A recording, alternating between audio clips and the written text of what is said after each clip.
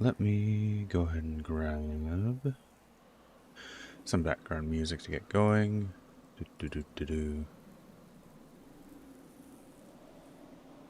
And loop, shuffle, there we go. Alright, so really quickly, the goal of this stream is to basically build a few aids for handling. Essentially, we're currently having a problem where we're making cars that are extremely fast and powerful, however are slowed down by how much they struggle in corners. This being one of my prototypes that I've been working on. This one's doing decently well. Let's grab scripts. Player HUD so we can have a speed.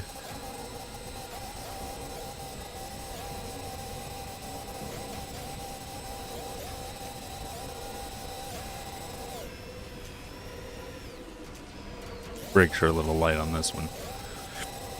Hello, Samus. So we're gonna do some testing and make a few prototypes to help us with handling. This is an older build that's using the dual CVT system. So I'm just going to drive this around for a little bit while we wait for the stream to populate. I have some, like there, I just don't have the braking force for that. And if I turn up the brakes, I'm afraid that I'm going to start locking stuff up, which is one of the first things I want to address. I want to try and make an ABS braking system. One moment.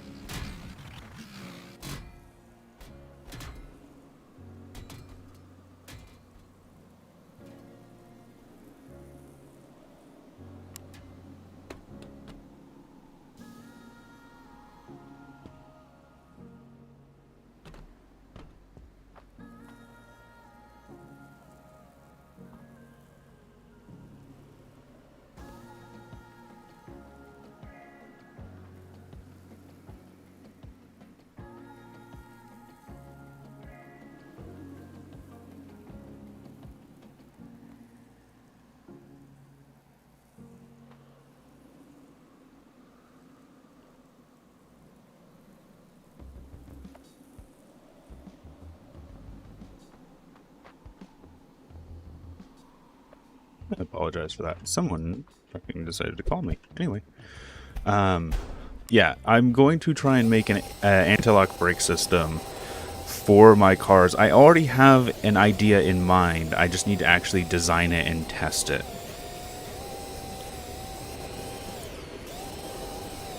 Because one of the issues I'm having, the big issue that I'm having is, yes, I have... Don't mind this crash.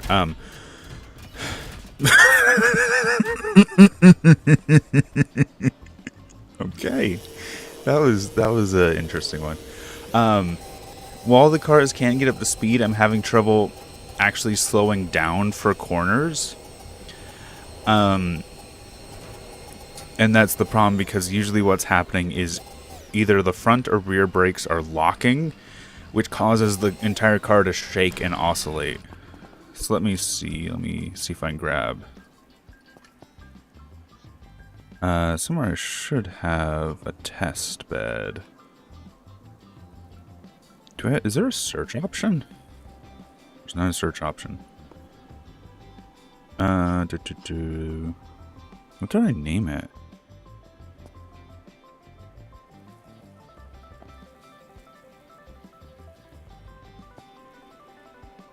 There's some of my old suspension test beds.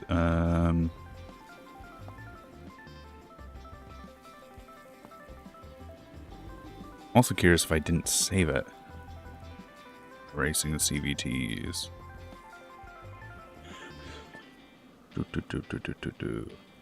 Linear steering. Concepts. I need to delete some of the old builds and some of the prototypes and stuff. Really need to clean out my inventory. Did I really not save that?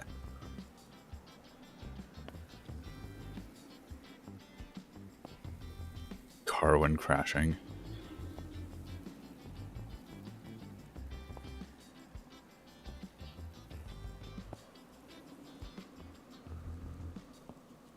I had a little rig that I had built up last night that I was going to use as a test bed for today. It was something relatively basic, but I was using... There it is. Found it. Suspension test bed. This is using an electric motor. I wanted to test suspension and steering and a few other things.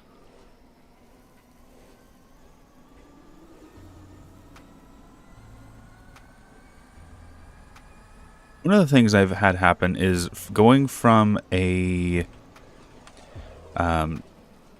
differential in the rear to a solid axle. It really likes to drift a lot more to from side to side. I think I might have messed up my steering linkages though.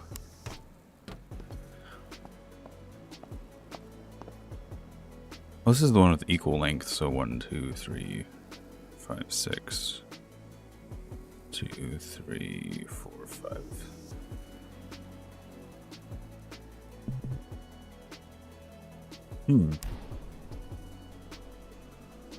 Not sure why.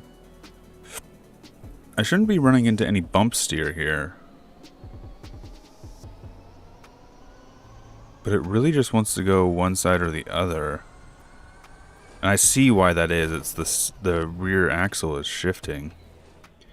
If you look at the output shaft, the entire axle is rolling, even though it's mounted in here.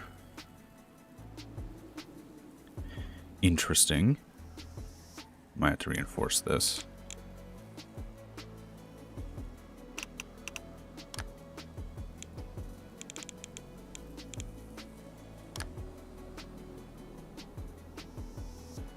Or even just extend the panhard linkage.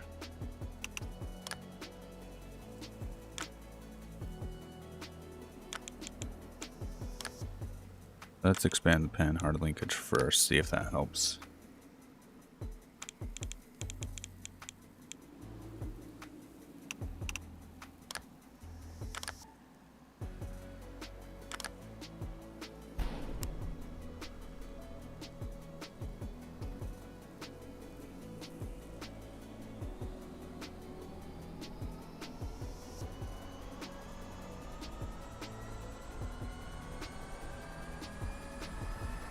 I feel like I need a second panhard on the front of this system. It's really, really unstable for some reason.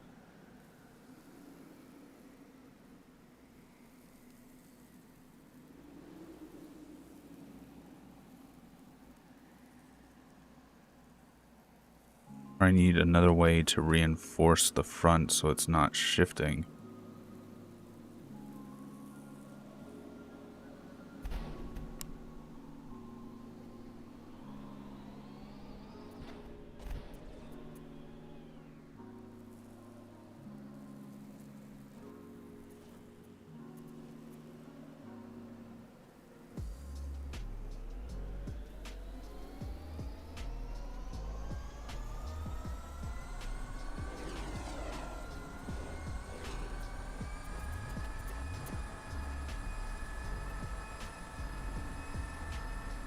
Yeah, it seems like the rear axle is rolling.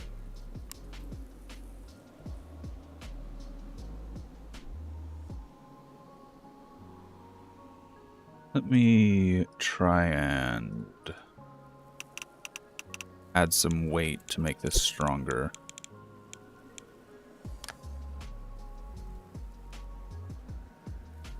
Because weight increases the accuracy of bearings.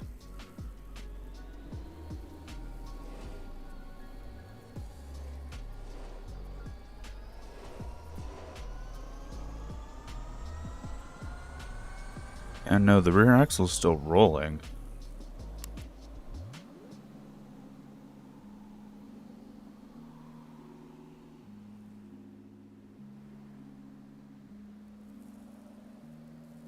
Okay. Why? Why are you rolling?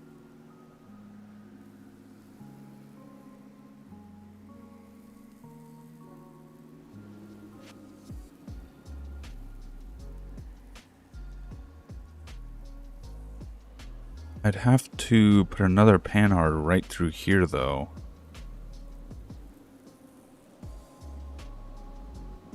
Guess I could if I went lower. Let's see if we can get this to work.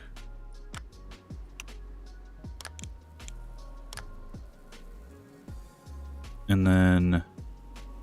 Okay, good. Those are going to extend the direction I need them to.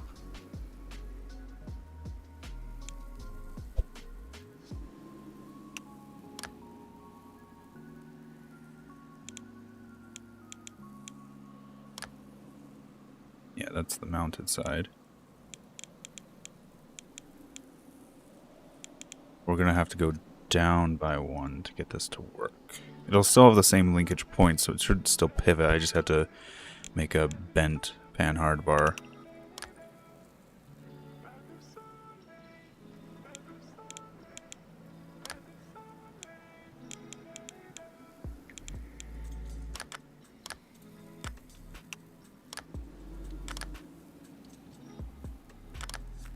Now this has a panhard linkage on the front and the rear.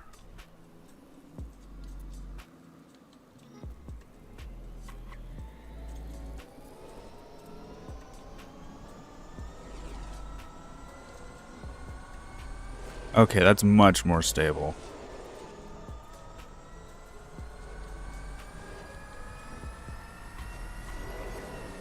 Am I still getting some drifting?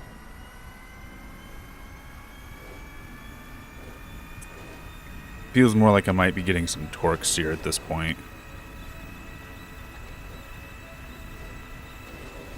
Okay, that's a lot better.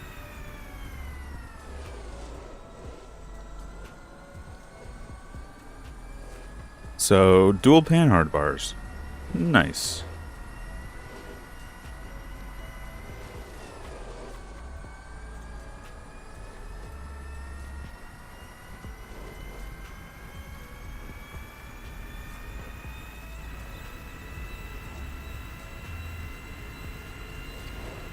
Maybe after this we can actually go back to the differential.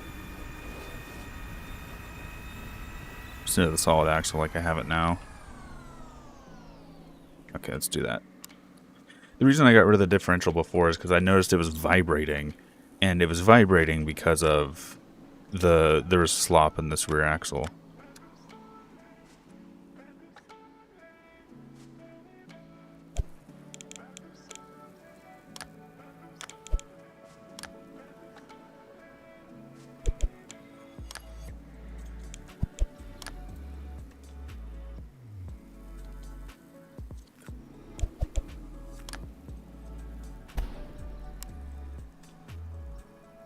And let's set this to be very low. Off, actually.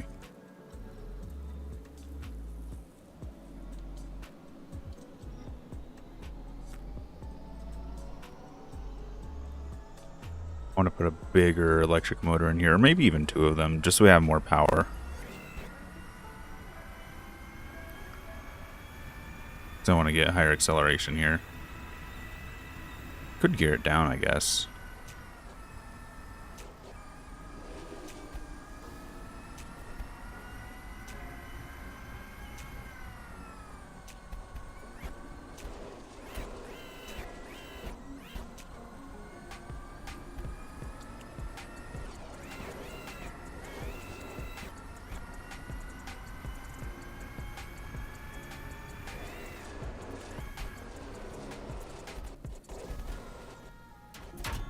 Try fitting the bigger motor. Yeah. Let's see.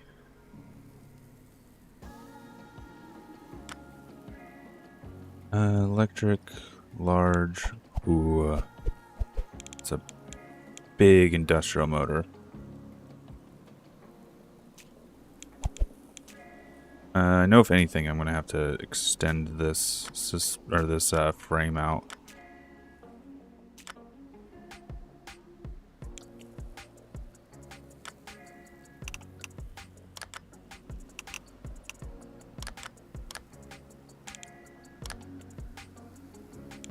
Hello, lazy duck.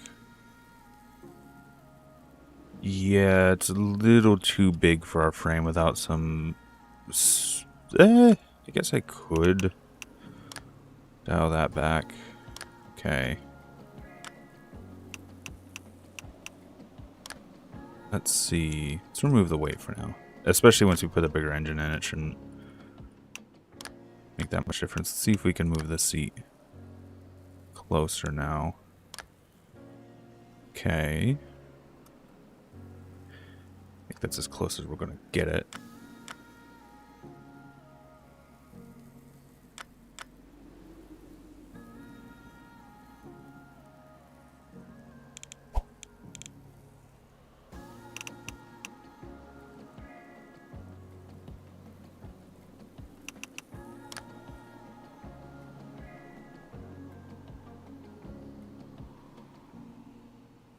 Yeah, I'm using the suspension to adjust the height of the, or I'm using pistons to adjust the height of the suspension, yes.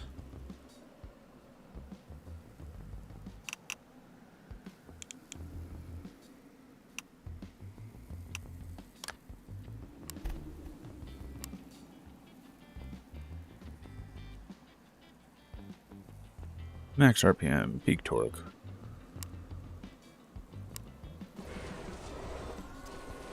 Okay, that's much more power.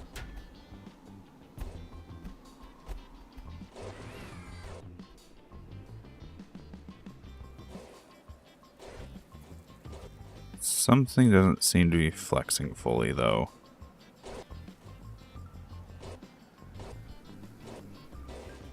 Either that or I've raised the ride height.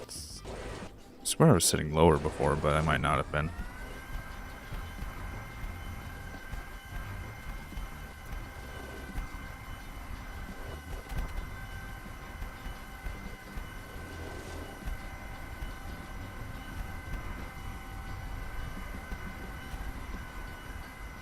Okay.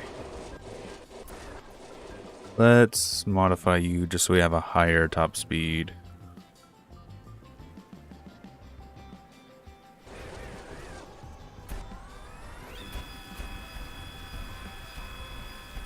That did not adjust my top speed. Interesting.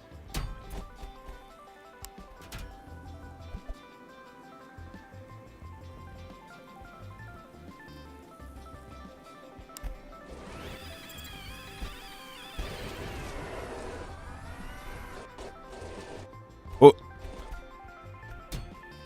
Okay, I think I do need to lower myself down a little bit.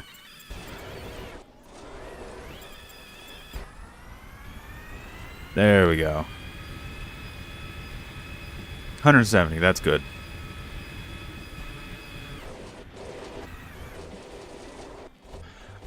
Suspension geometry and other handling methods. I have a concept in mind for an anti-lock brake system that I want to prototype. Oh god, I forgot to... Well, this is a problem. Luckily, this game has fixes for that. Only control while seated. There we go. So we're going to experiment a little bit with suspension, a little bit with just handling measures in general, as well as prototyping some stuff like anti-lock brake systems.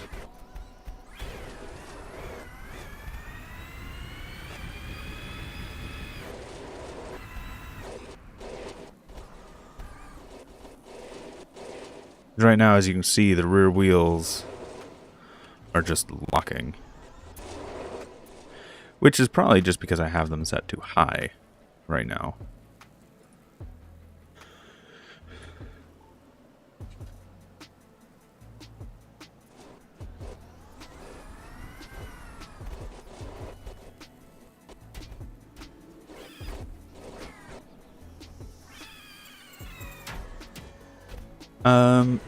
So this design, yes, this is just a prototype. This is just a test bed.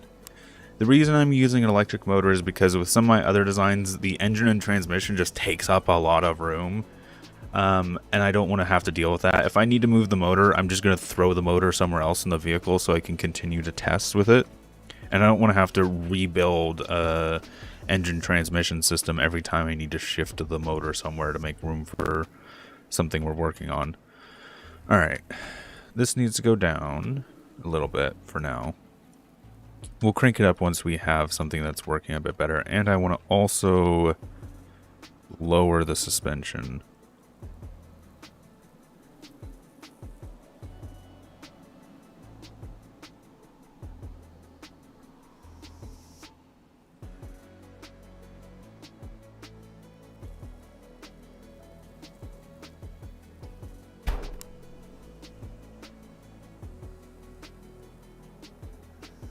Okay, we still got good clearance.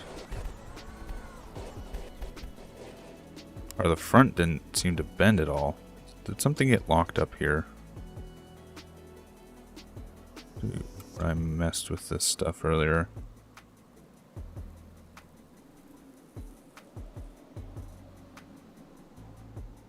You did. Okay, that's what it was.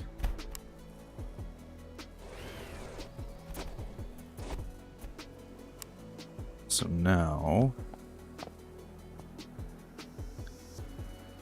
I do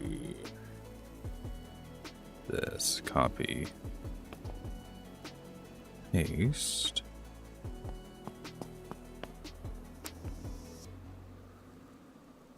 That looks good. I want to lower the rear a little bit more.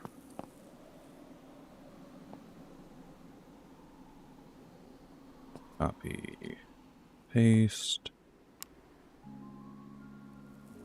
Didn't seem to lower anything. Am I running into a limitation with the... I wonder if I'm running into a limitation with this. I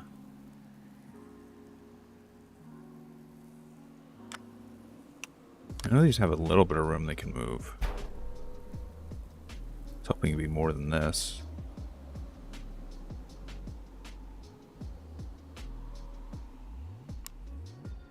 Oh no, that did lower. Did we scrape against the ground there?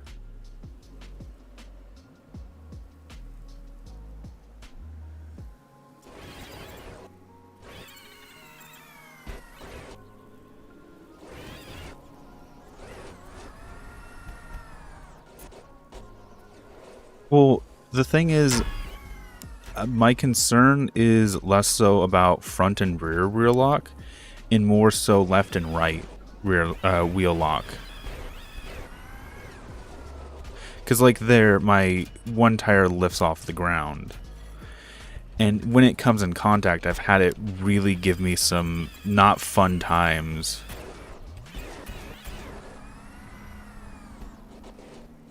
That, and I want to be able to push the front braking really hard on this design.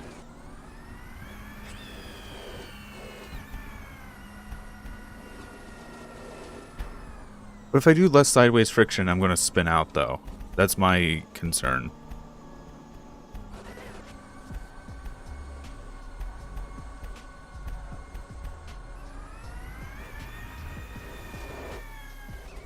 Because I have the front wheel grip really high.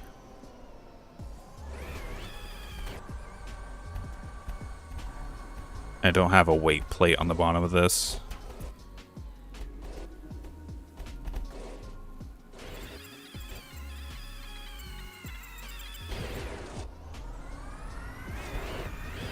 Alright, let's do a few things. Let's make the suspension a little bit spongier on the rear so we can actually have some like roll in the rear.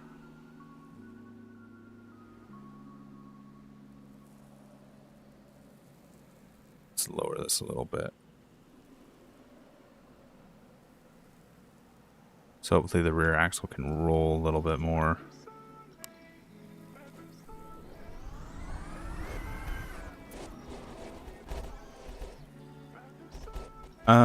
How heavy am I? Come here. 299 right now.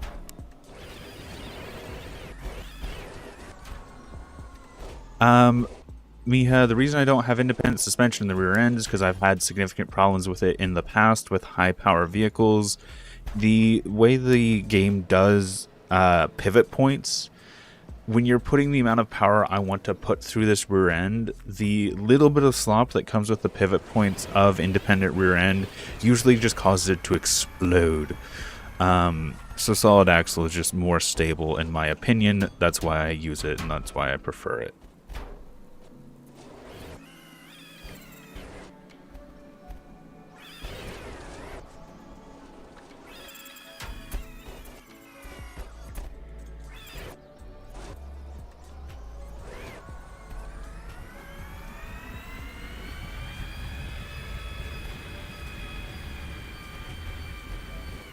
Okay. Right now I think we just need to weigh this chassis down a little bit. It's just too light for me to get any serious testing done with it.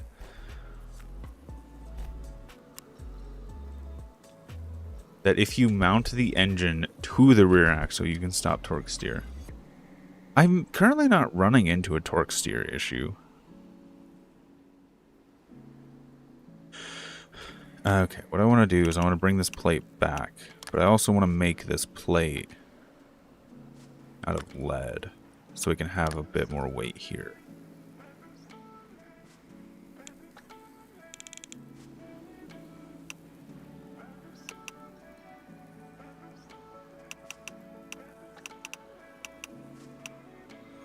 Is that still hitting the motor? Okay. I expect the motor to be that big.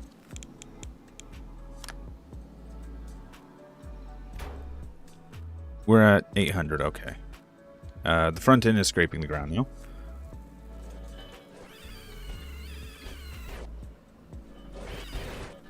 I have an entire engine in the rear.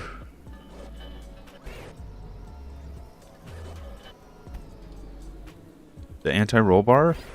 The anti-roll bar on the front, I haven't had any problems with it being too soft.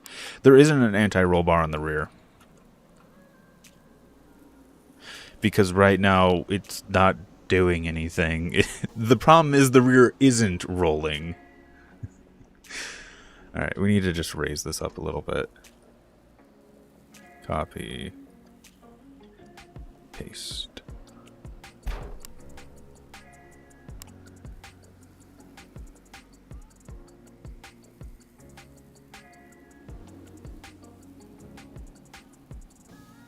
Copy. I might have to reduce the weight on the front of this. There we go. Now we're off a little bit. I'm gonna decrease that just so we sit a little bit lower and increase the dampening, so we don't bottom out.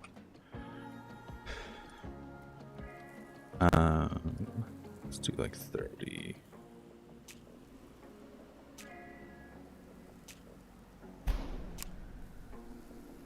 There we go. Now we're about level.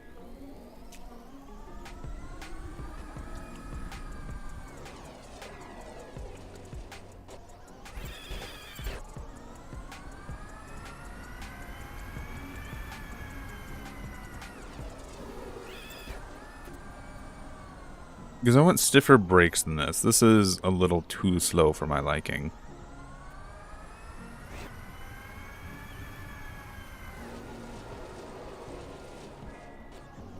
And let's crank this up.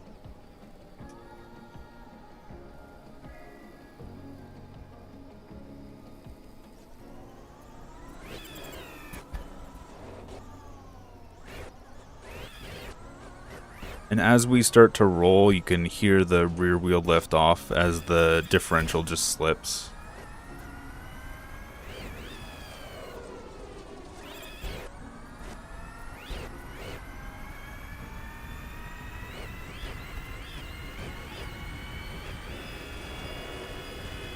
Yeah, I need more weight in the rear.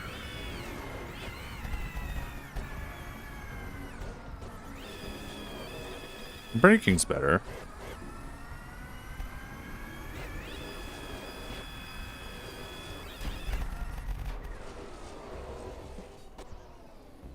Alright, let's add some weight to the rear.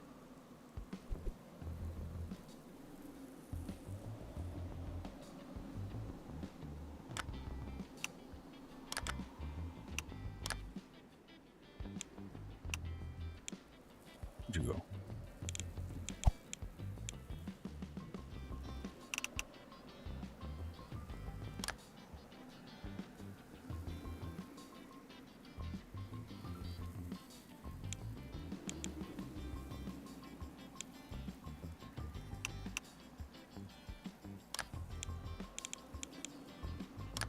So what we just added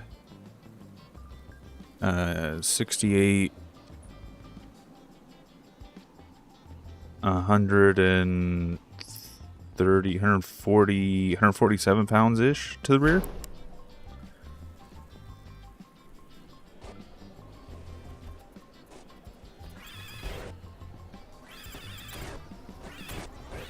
Yeah, the rear end's still lifting up though. Need to soften the rear suspension more, I think. Hello, Pjot.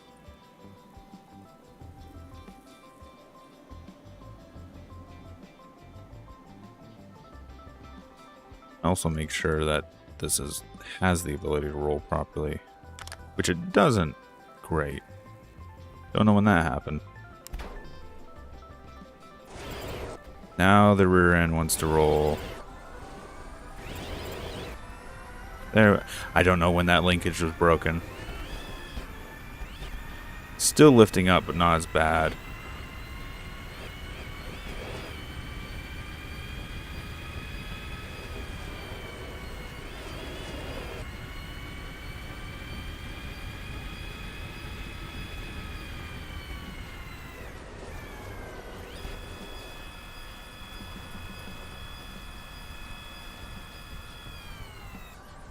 Don't know what just broke there and why we aren't getting any grip to the rear wheels. Oh, yeah, I think we're just scraping. I need to lower the rear suspension, lift my... I think we were scraping that entire time. Let's lift the rear end a little bit.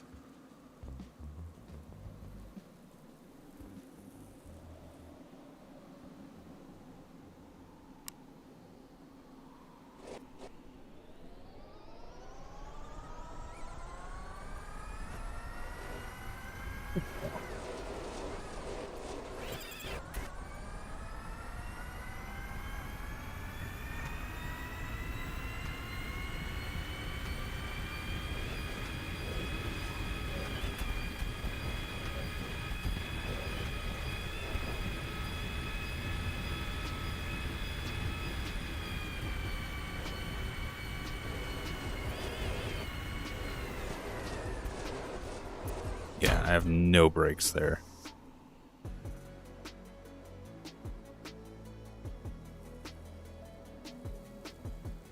And let's increase the rear as well.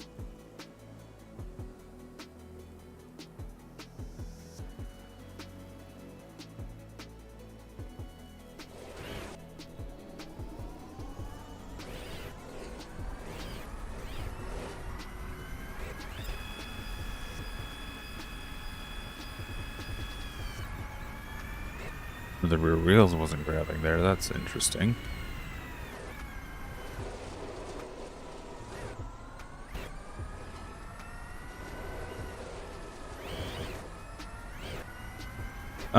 Usually it was the suspension itself was freaking out. Basically the wheels, the pivot point on the wheel itself was breaking. Like the actual where the wheel connected to an axle joint was just freaking out, essentially.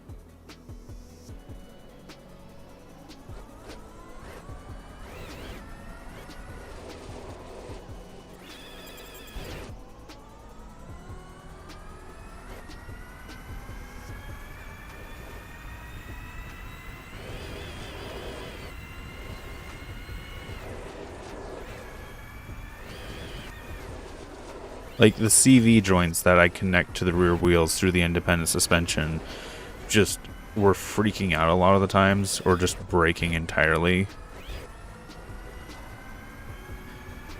As you can see, the front has independent suspension, it's fine. But as soon as you try and put power through that suspension, it just never worked for me.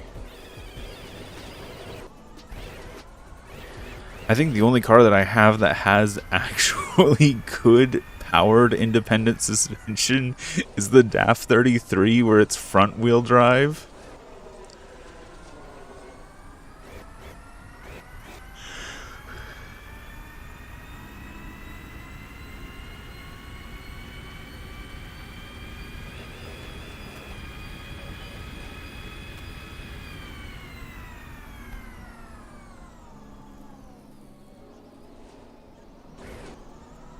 This is a bit better braking.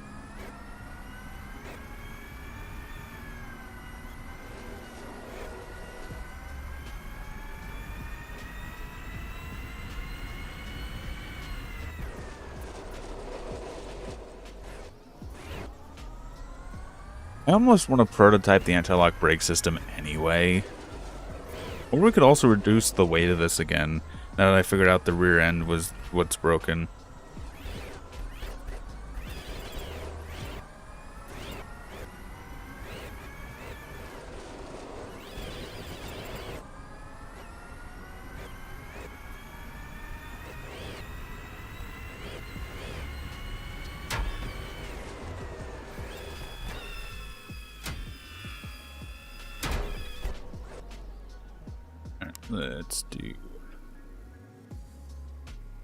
Let's reduce this weight now that we have the rear end working.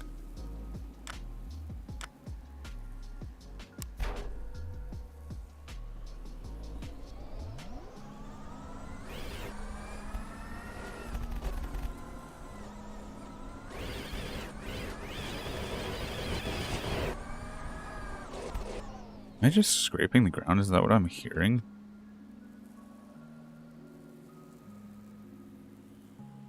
Is that why I'm having power problems?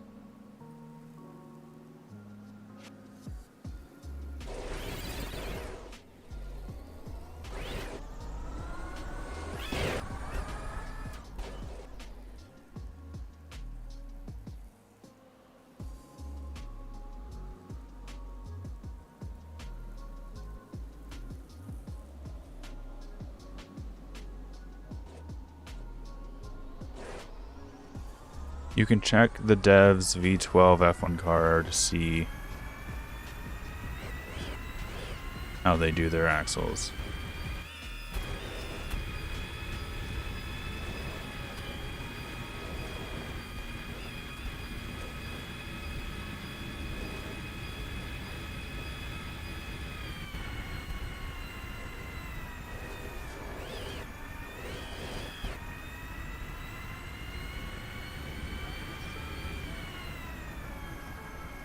Yes, I know. Mija.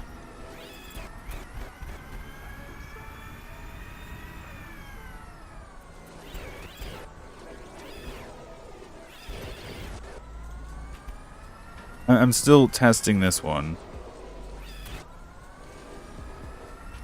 I'll look at the F1 car here in a minute. This is working pretty well.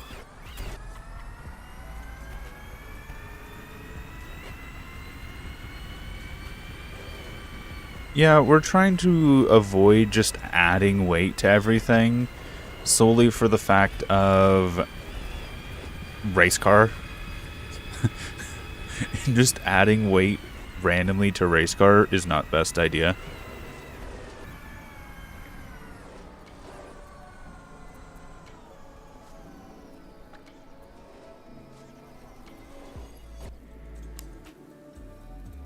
Let's look at the pre-built F1.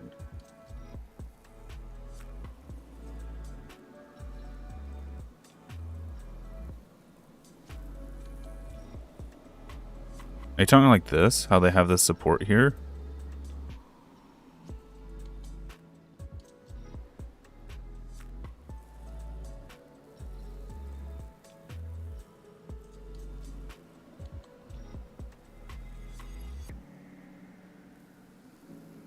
The Dev F1 car. Yeah, let's. You know what? Let's do something. Let's try the Dev F1 car. Out of pure curiosity.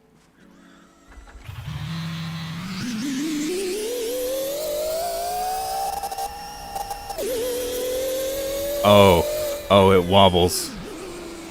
It won't.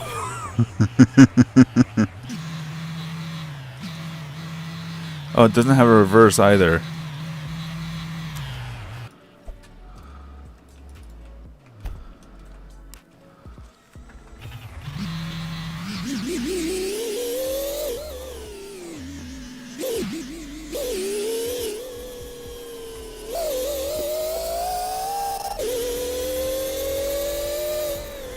Oh, it wobbles so much.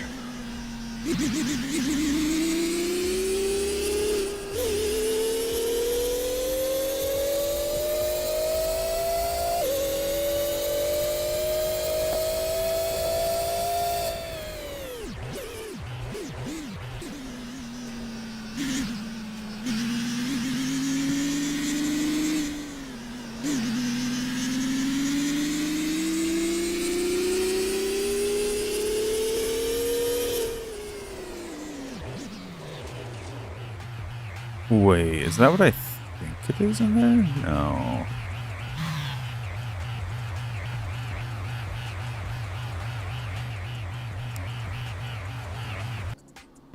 Is that just a part of the wheel? Okay, that's just a part of the wheel. Interesting, I just didn't... Oh, I thought they had like a weight in here for a second, but no, there's just a nut on the end of that that's not colored black.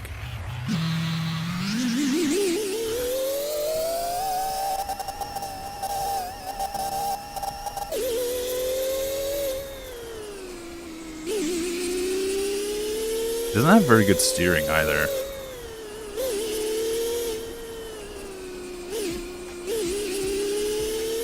Sounds nice.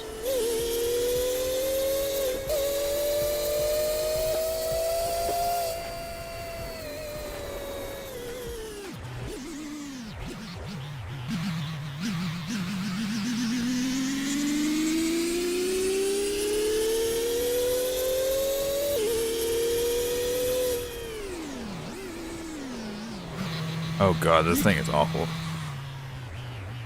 Okay, we're going back to grab my my prototype.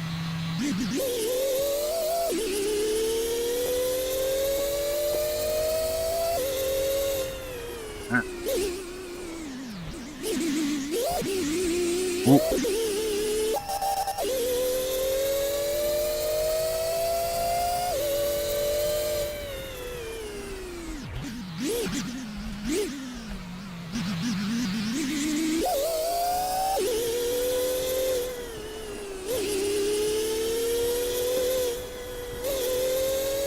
This thing does not want to steer.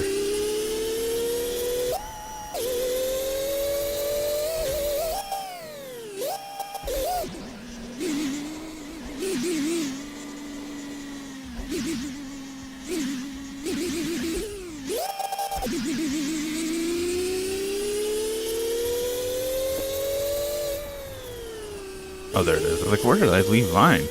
It's over here.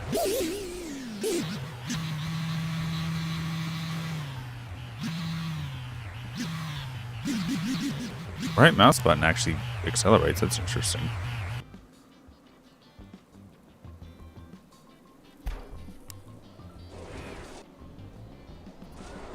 The thing had no steering above like 60 miles an hour.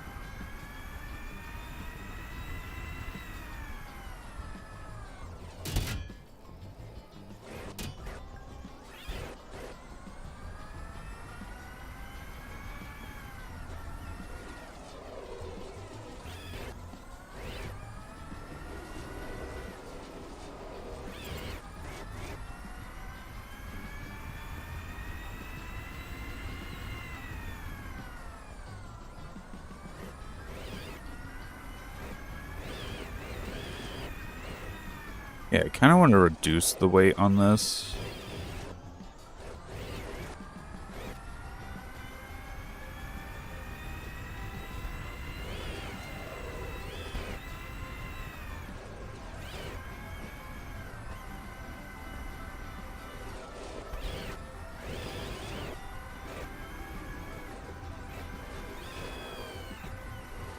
I kind of want to redesign the rear axle so that it has more roll potential.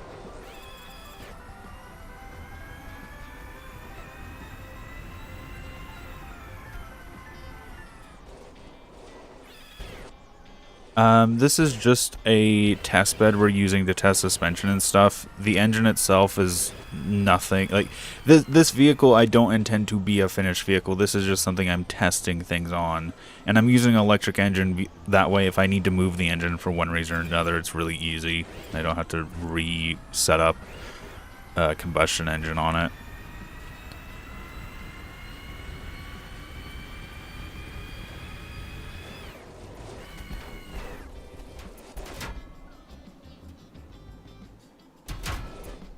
Okay. I want to reduce the weight on this.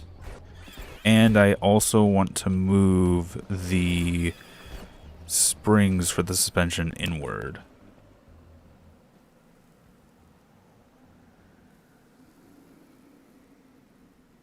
The anti-roll on the F1. Okay.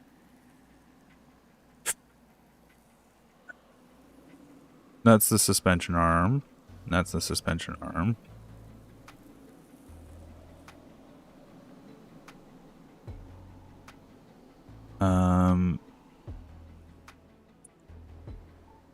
That's just...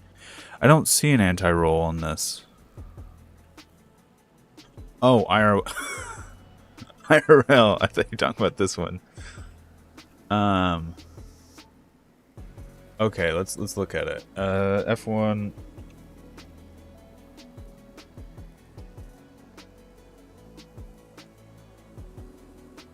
Let's see.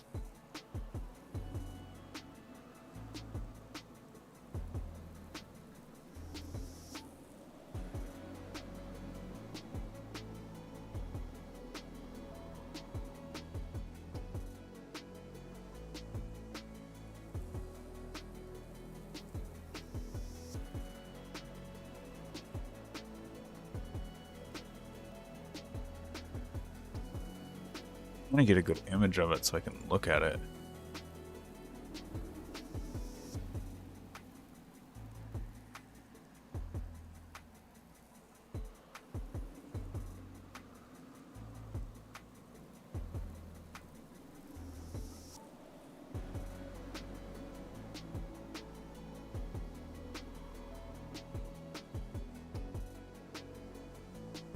Okay. I see. I understand how they do this. All right, that makes sense. Because they have the springs mounted differently. Well, it's not just all torsion bar. It's attached directly to the spring on the F1 car. Because the springs are mounted here in the chassis. And the way the actual roll bar or the actual spring system works is what's going on.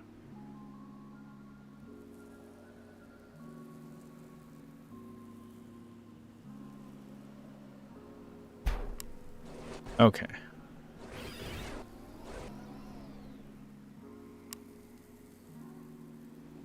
It's the same functionality, just rotated slightly for the fact that their springs aren't mounted here, they're mounted along the nose of the car. This is also a torsion bar too.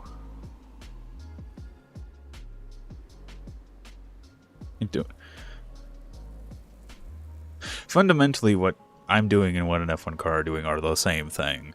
They're just mounted slightly differently. At least from the images I was looking at. Okay. Back to what we were doing. Which was reducing the weight.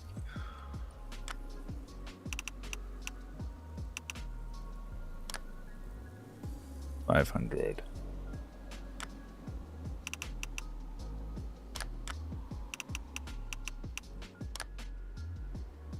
Okay.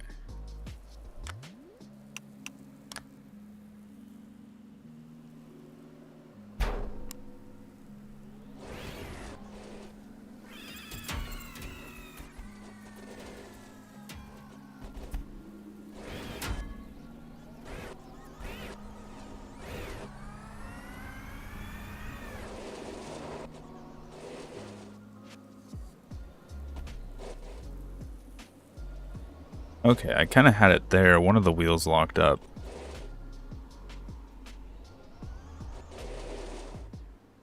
Yeah. That's what I want to avoid, because if I'm correct, when I go to brake and then steer, that's what I don't want to happen. See how my rear end just kicked out really wide because one of the front wheels, I think, locked up.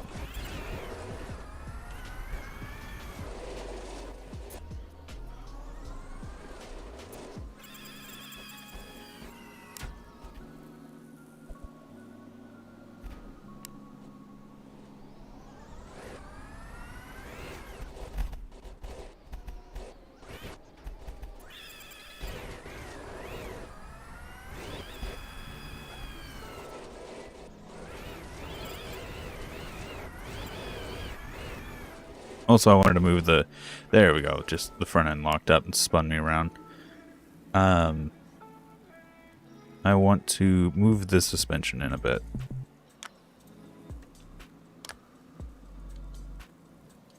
So let's go ahead and grab.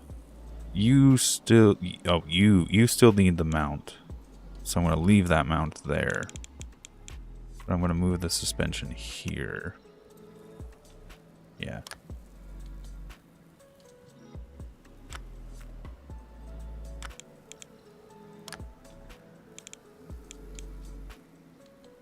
Or even here. This rear end's going to want to roll like crazy, but that's kind of what I'm trying to get it to do right now.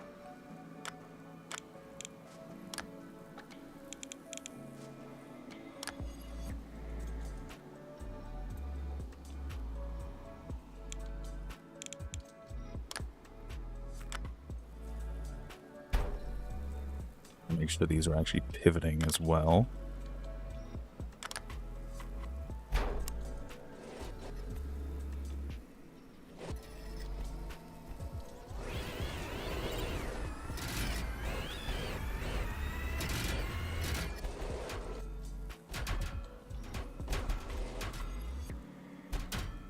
Top of those suspensions don't look even.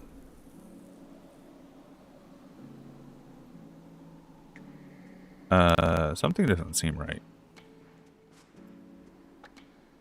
60.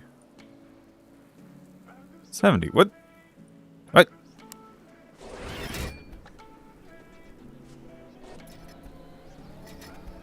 Okay, this is kind of exactly what I wanted. I wanted the rear end to be trash.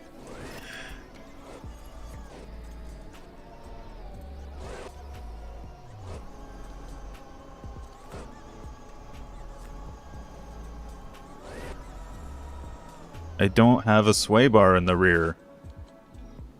I don't have a sway bar in the rear yet. I have a panhard linkage, but that's not a sway bar.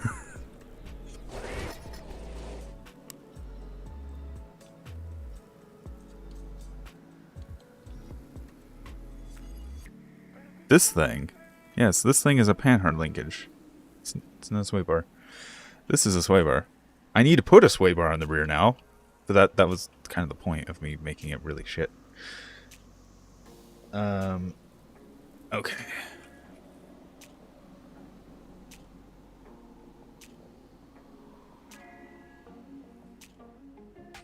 What, the panhard?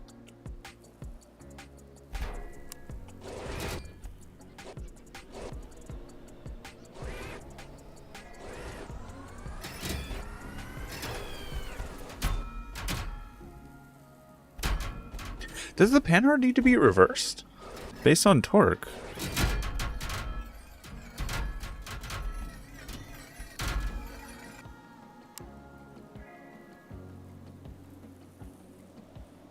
Regardless of what I do, I need to turn this up.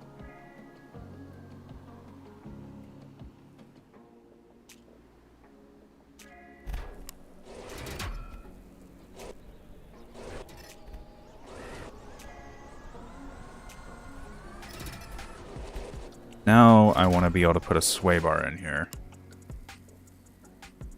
Actual sway bar. So, yeah, I'm just going to basically copy and paste this design back here.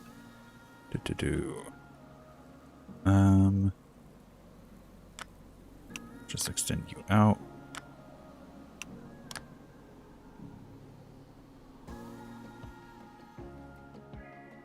And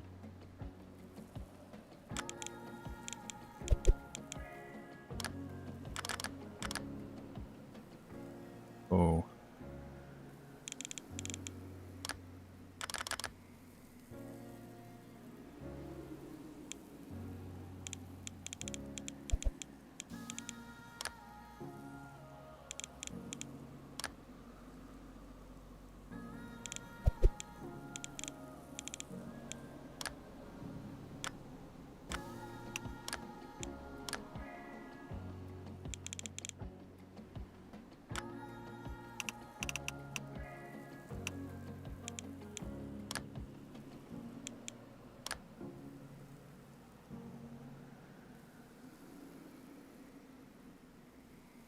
Well, we're having it. Part of it's just the torque application of this gear on this that's causing it. I think that's the majority of what is happening.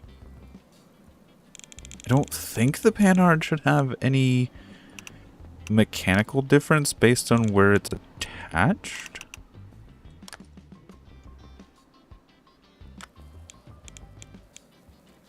And the whole reason I'm doing this, the whole reason I'm making this the rear suspension effectively worse so that I can then add more to it, is so that I can independently control vertical movement versus roll.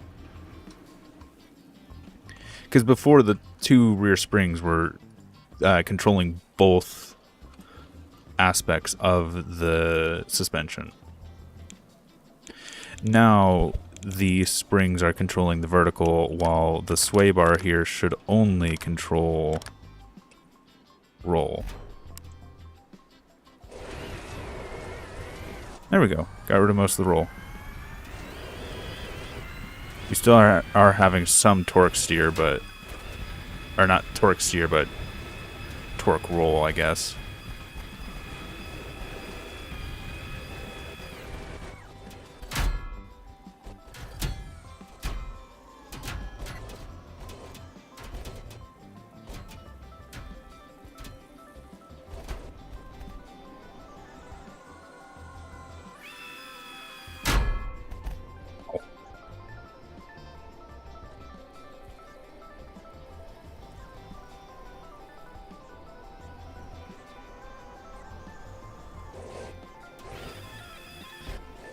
Is now, if I grab this, that's not what I wanted.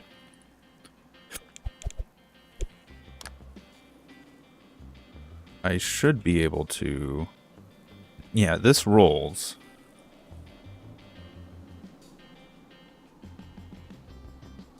But the roll is set by this value.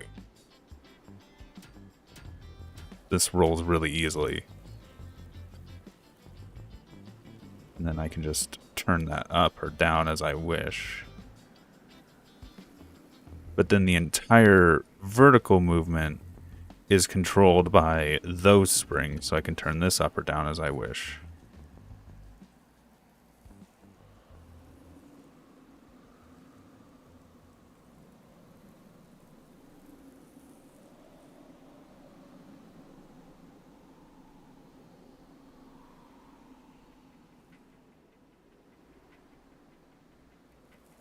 Give this a little more roll. And let's remove this pin.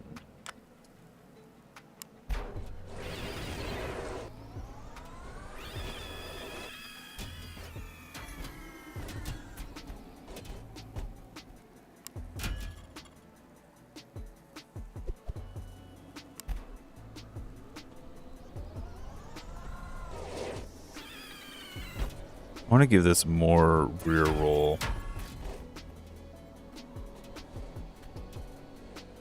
It's not like how I just... It feels like the hard stop is coming from the rear end. If the rear could roll more, I feel like it'd have better steering.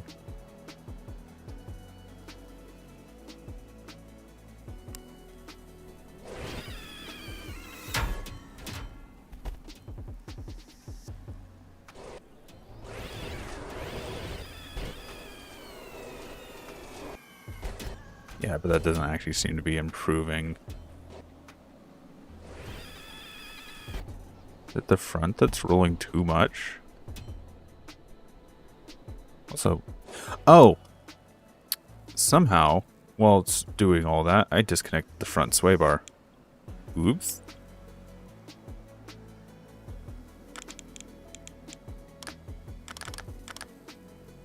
I didn't have a front sway bar there for a bit. I still don't... God damn it, game. You always grab the one I don't want you to... You always grab the one I don't ask you to grab.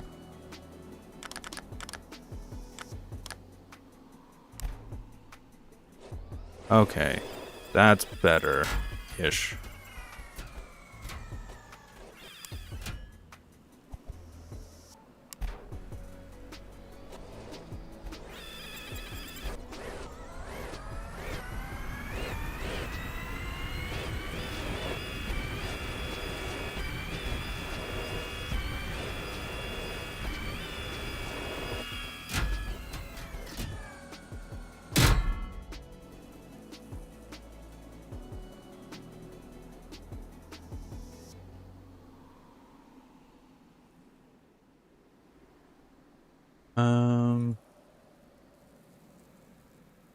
Doesn't matter which direction the panhard bar is mounted.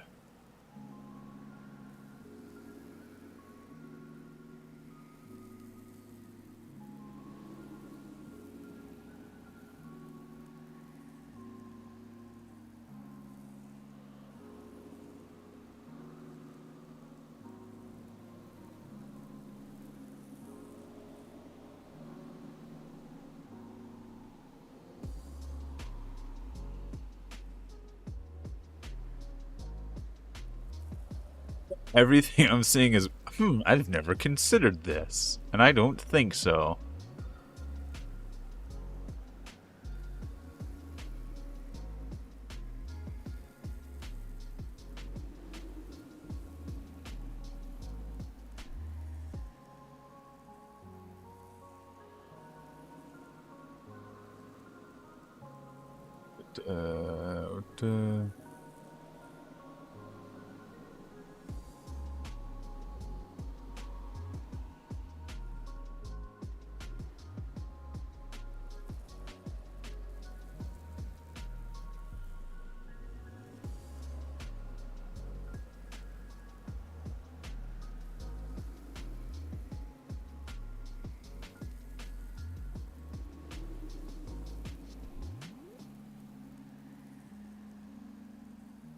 Not seeing anything. For example, I'm not seeing anything about it.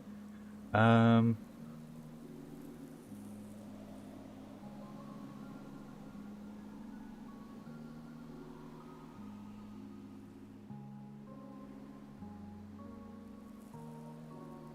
example, panhard bar attached to the right side of the frame.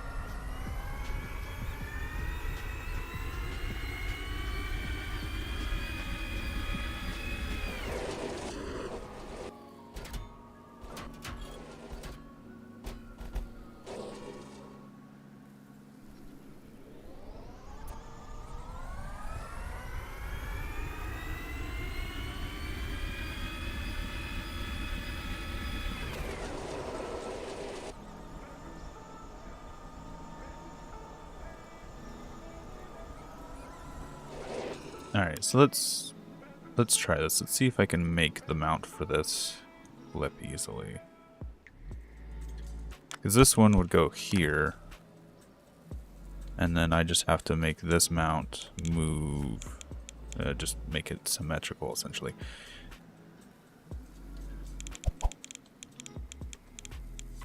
So now I can move this mount over there, and then vice versa in this one.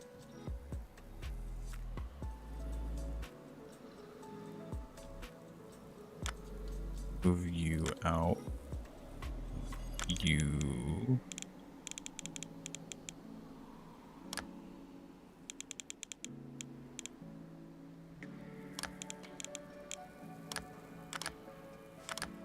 Sure, these are rotating. Okay, I've swapped the panhard bars around. I still have acceleration roll, and I would say it seems worse, but it seems the same.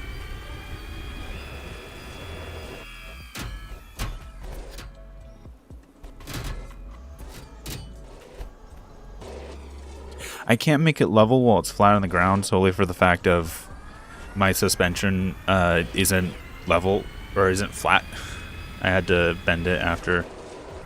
Yeah, it's torque steer mostly. I don't think the panhard is affecting it much.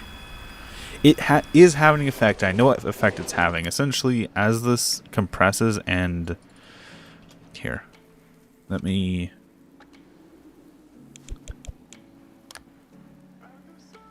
So, as this is actually compressing... Because the panhard is a set length, as it compresses, the suspension is slightly shifting that direction. But it's very little, and it's not actually causing any steer. It's just meaning that these wheels aren't aligned, which shouldn't cause any significant issue. It is just a thing that happens, and from what I've seen, its effect is very minimum on handling. In real life, the actual tire flex usually takes up any of that movement anyway, but because we're in a video game, it's slightly different. Yeah, but this is mostly torque steer. I don't think it has anything to do with the panhard or its mountings.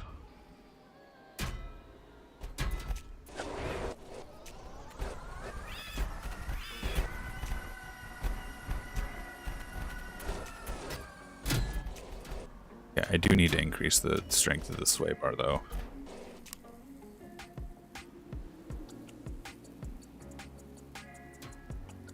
Bring that back up, and let's add like a little bit of dampening to it.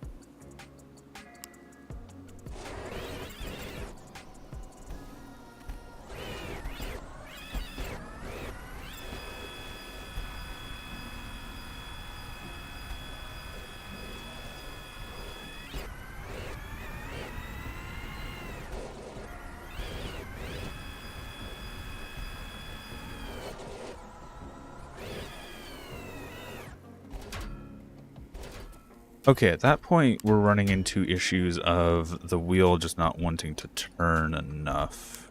We're running into weight problems.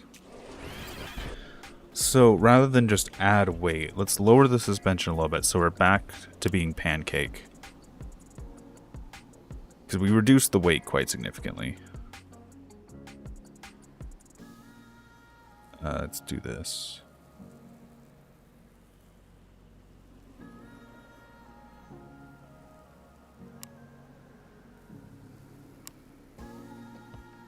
Devs add aerodynamics, yeah.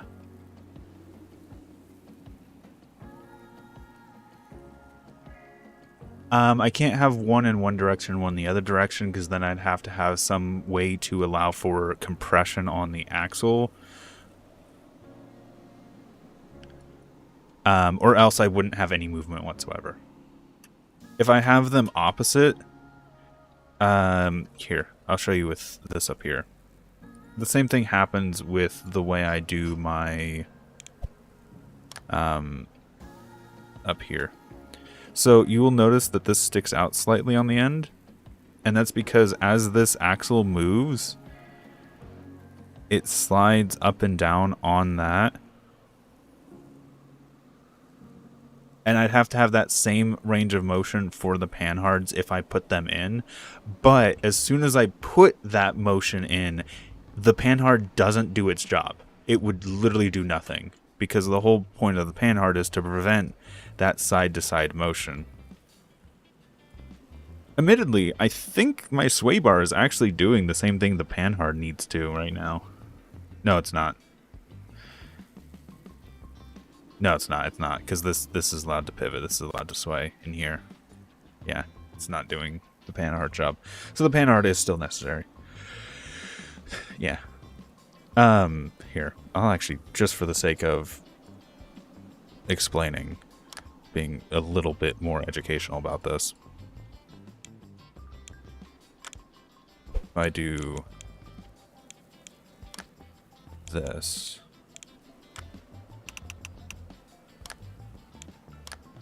and then I have an axle just suspended in here.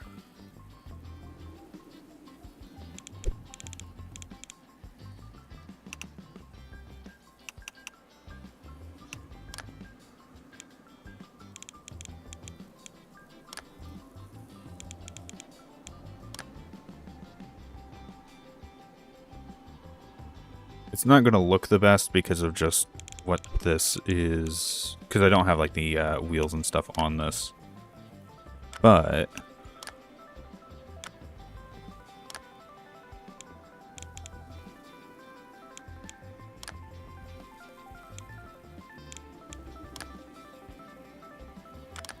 if the panhards are on the same side, where are you not? Oh, there we go.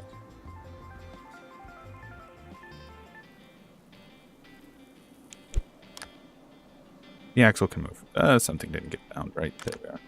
The axle can fall and move. And this is essentially what it's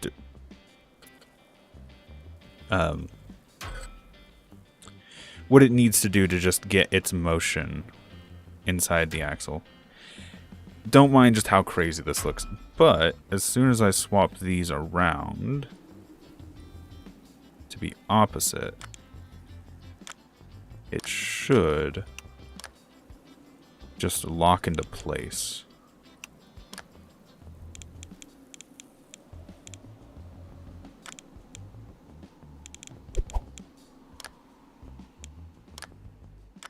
Make sure these are rotating. And there you go. You have, yes, you do have a pivot motion, but you have no vertical. Like, I only get one or the other. I don't get any vertical motion on this.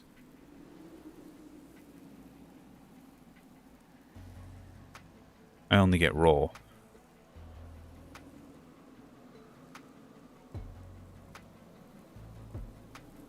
Just not what you want a suspension to do. You need the suspension to be able to, you know, bounce up and down.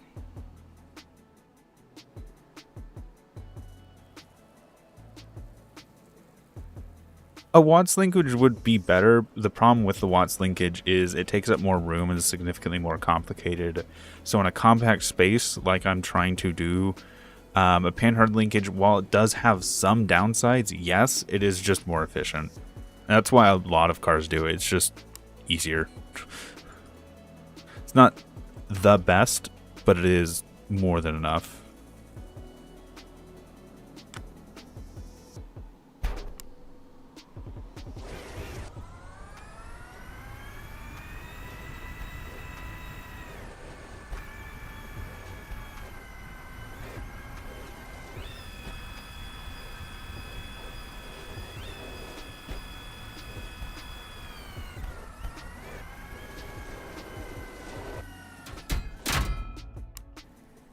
Okay.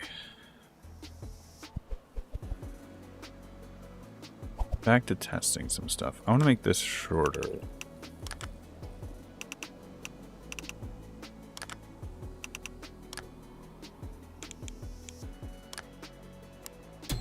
Yes, I know my legs are in the steering now. It's fine.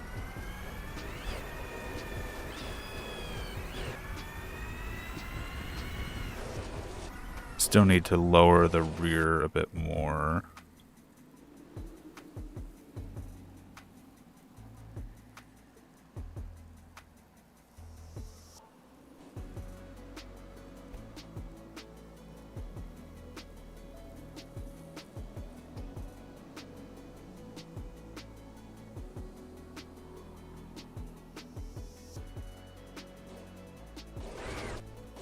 Let's lower the front as well.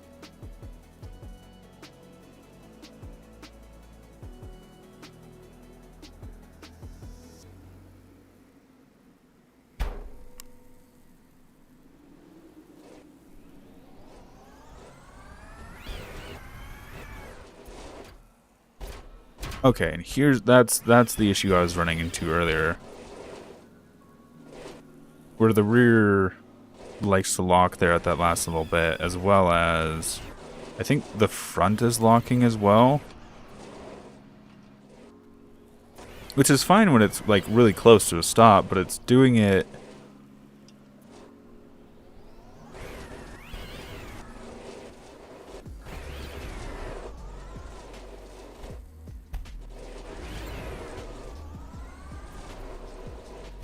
a Y bar.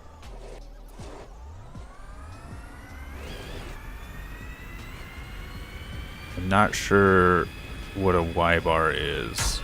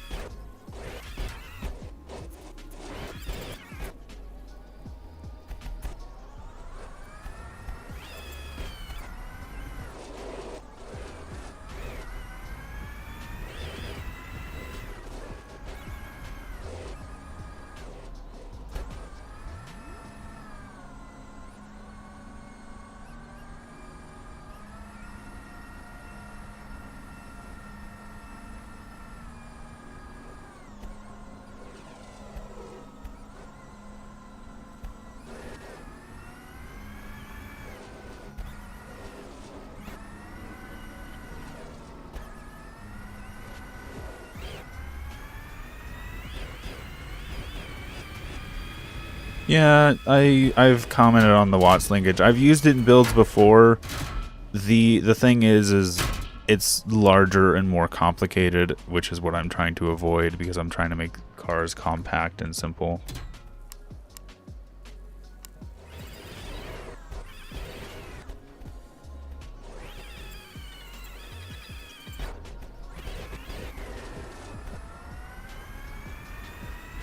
Yeah.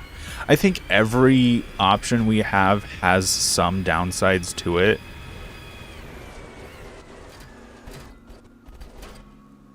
Okay, and there's the issue I was having before of like the wheels just seem to lock. I'm not sure if that's because my rear end is lifting and therefore our full wheels are not on the ground.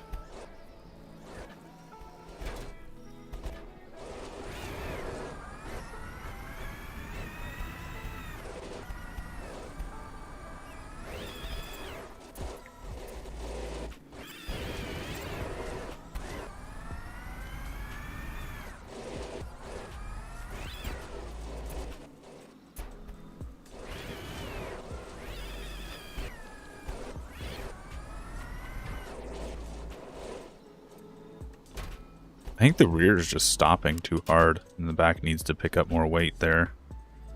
So we're starting to like go like an end over end, lifting the rear end.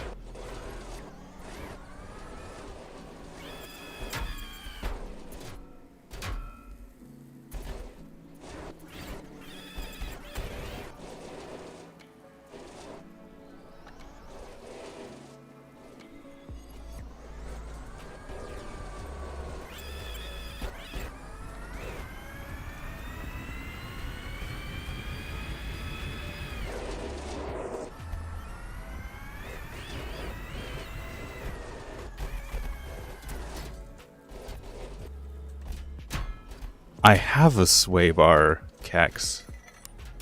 Yeah, I have a front and rear sway bar. Here's the rear sway bar. I'm intentionally giving the rear end some amount of sway so that the wheels try and stay in touch with the...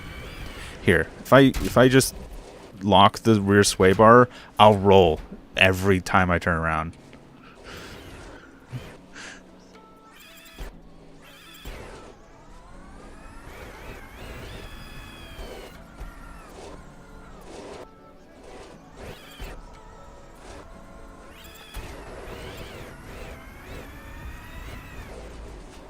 Here, let me...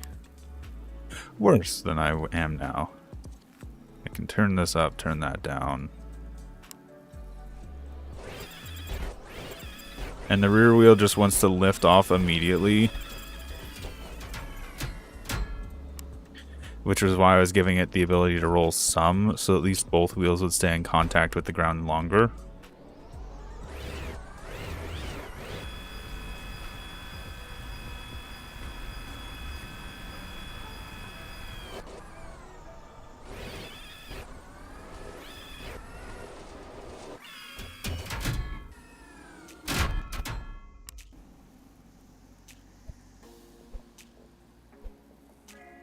Let's turn this back down. Go a little lower this time.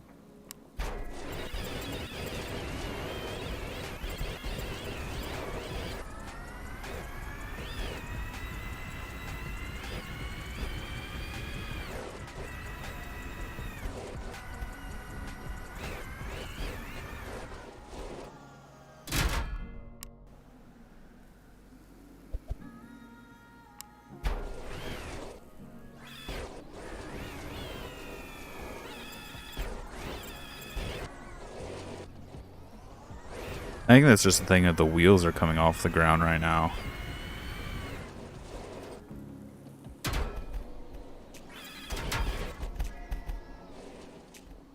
You reduce the front grip a little bit, I think.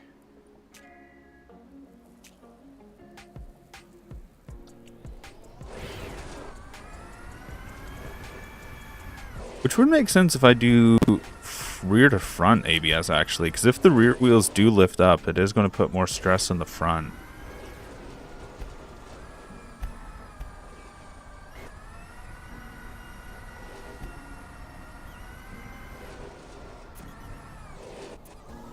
What would I have?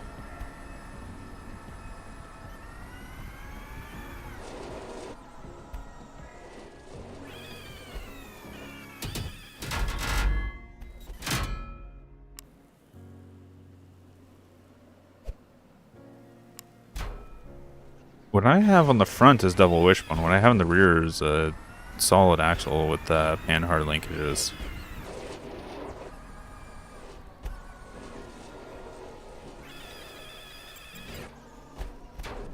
Yeah, I'm using double wishbone. On the front, at least.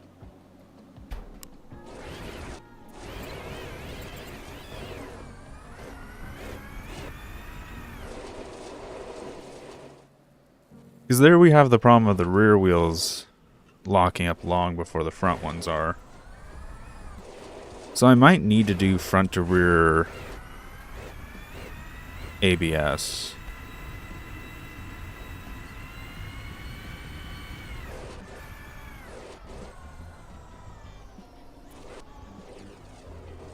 McPherson struts?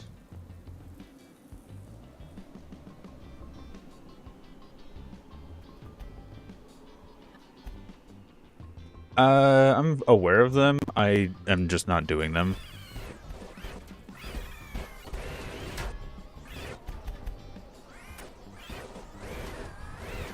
Because that would require my suspension to basically be above the wheel to make the entire car taller.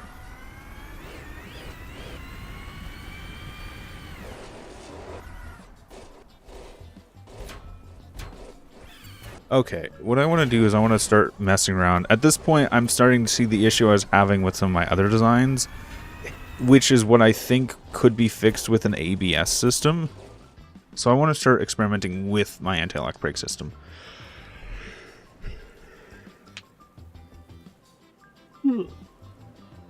Okay. So I'm going to save this real quick as ABS test.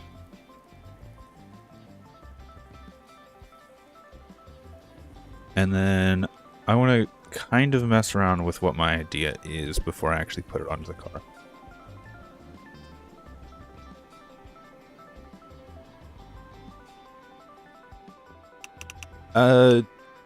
McPherson rear end might fix my problems, but I don't know. Okay.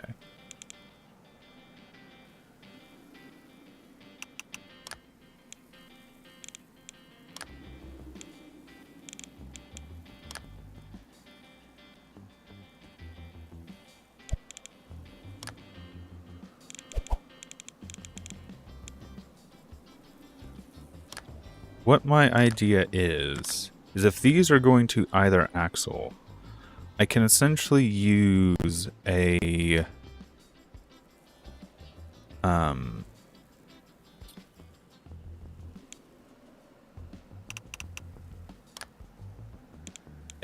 centrifugal clutch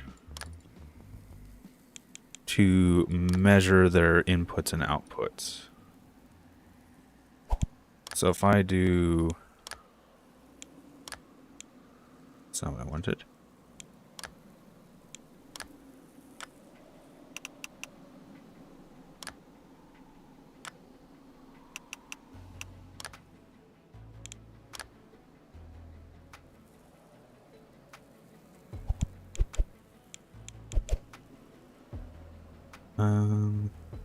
Oh, I need to bring this down by...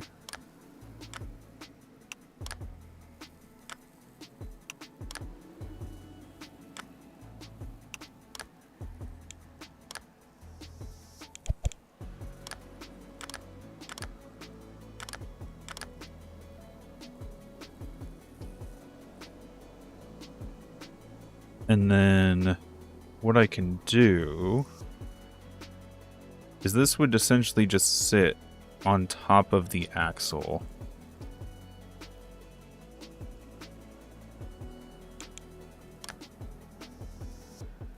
In a way where... I guess I could actually use this for differential, an anti-lock differential as well.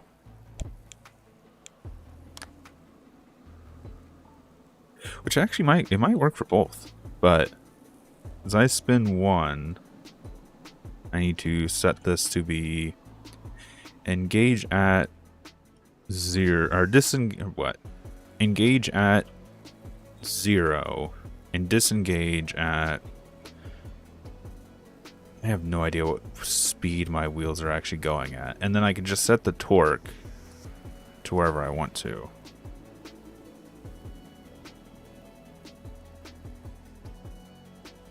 So now, this transmits power through.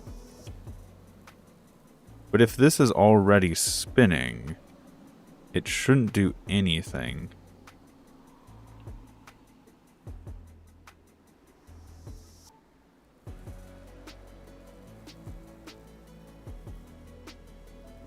Let's see something.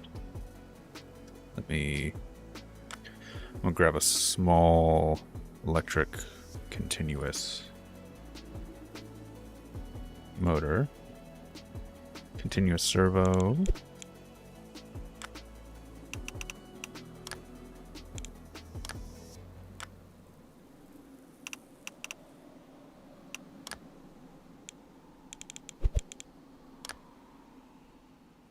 And then you are going to be T. You are going to be G. All the fun stuff. All the fun stuff. Everything on.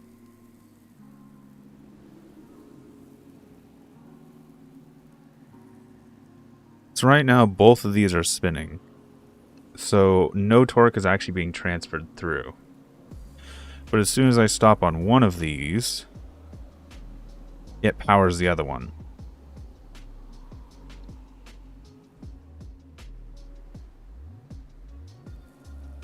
And these are going in opposite directions.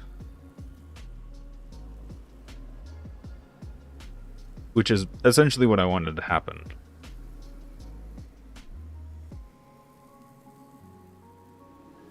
Inverse direction. So if only one of these is going, then it will provide power to the other. But if both of these are not at 0, then there's nothing. So essentially, over a certain speed, the differential will just do its thing. But if one side locks up, as in it goes below a minimum RPM in case it stops, then this will engage and dump power into that stopped axle to keep it from locking.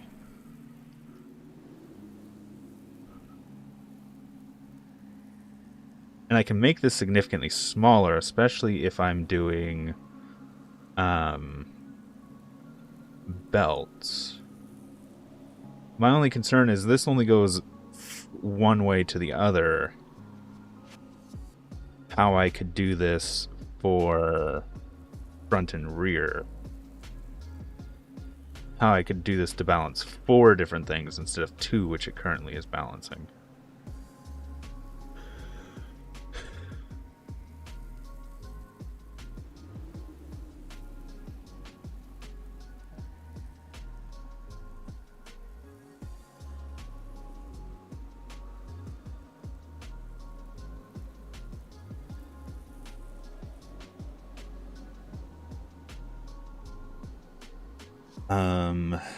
Okay. So if I have, essentially what I need is I need 2 of these.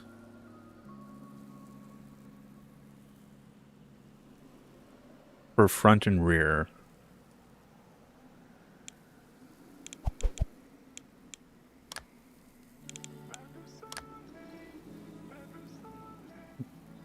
So you're just not in the background.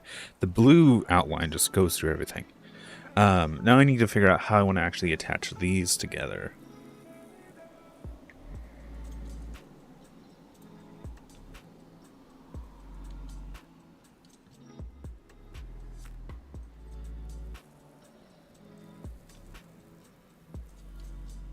I could do the same front and rear. So essentially I just have 3 of these. Also, Alicite has sent me something in the chat. Or in DMs, I should say. Very simple GearBlocks idea. So, Alicite, I actually did that on one of my builds. The problem is the sliding joint in the center couldn't actually handle the rotational torque caused by acceleration. The sliding joint in the game just is really weak and would buckle.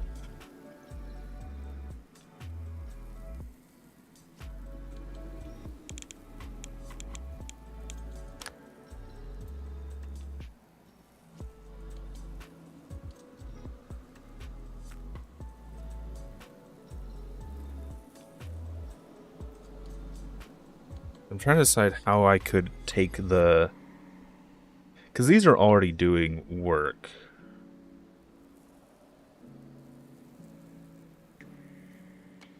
So in theory, I could just take from either side of this, couldn't I?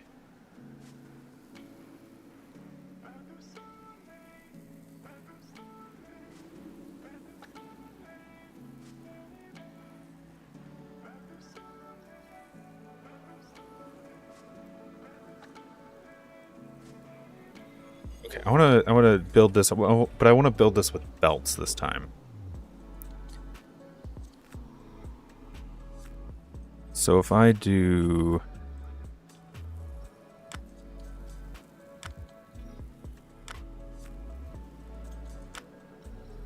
This can just be one of the inputs, and this can just be one of the outputs, I think. So I don't even need the 3... Because this can be input and output.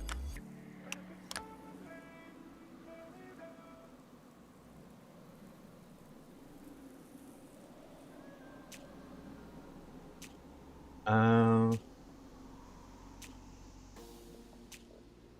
10 years old. I'm in the GearBlocks official Discord. That would probably be the best place for me to find them easily.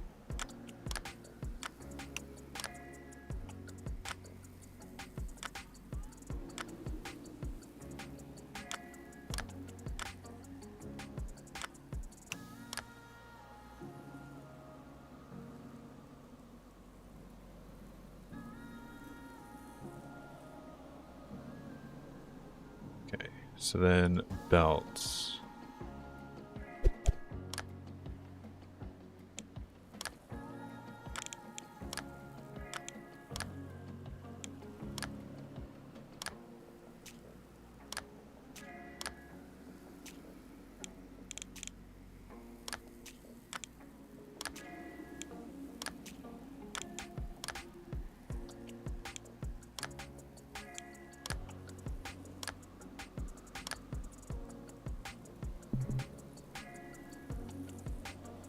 So now...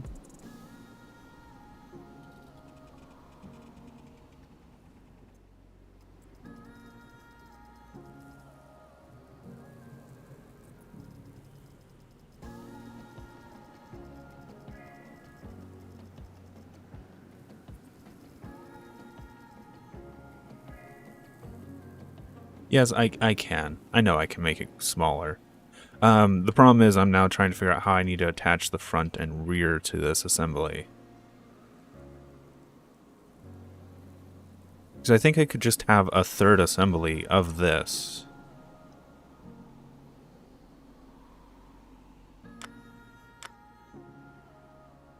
Copy. Then...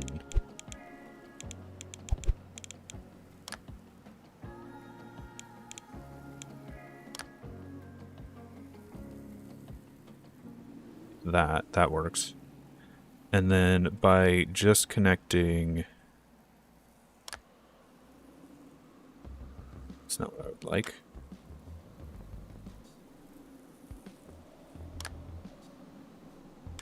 Right, let's do this. Like that. And then you...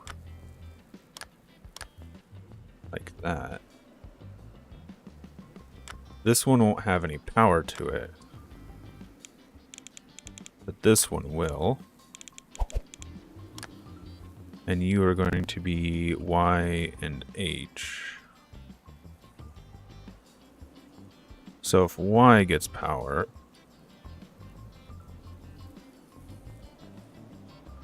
Did I not... You are Y. Why are you not rotating? Oh, because Y is already another keybind. R and F? Oh, it'd help if I took you off the...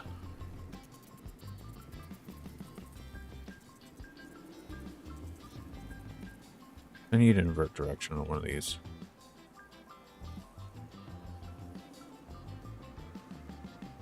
There we go.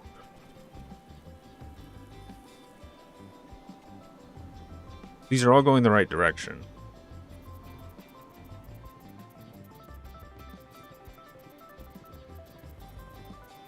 However, power is only applied if something stops running. So if I do RFG, this one is running. This one is not running. That one is running. That one is running.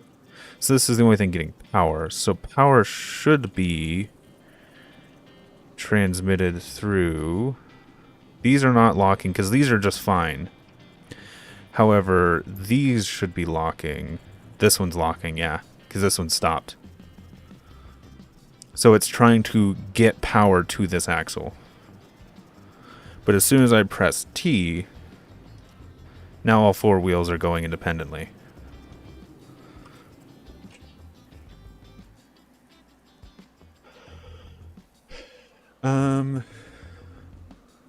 I was going to post it in the off-topic thing, but I don't want to flood the channel with 10 pictures. Suspension with no comment.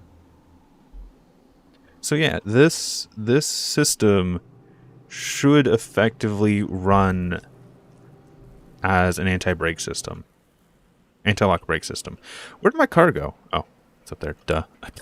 I put it up here. So... Blue Flame. This is an anti-lock brake system.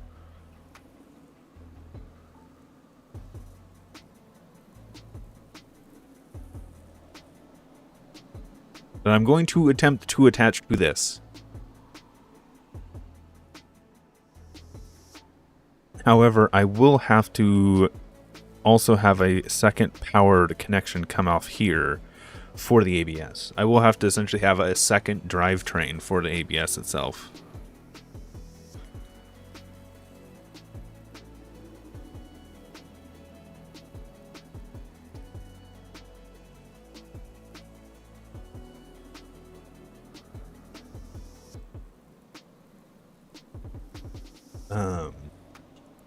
Fully mechanical ABS, you madman. Yes. So, right now, all these are on different controls. So if I hit R and F, the rear ones will power. But because the rear ones are the ones getting power, the front ones are spinning through these clutch assemblies. So the rear is the only one spinning, but it's putting power to the front to try and keep it from locking. And then the same thing happens if I do like RFG, then this one is the one that's locking. So it's getting power through its clutch, but all of these aren't.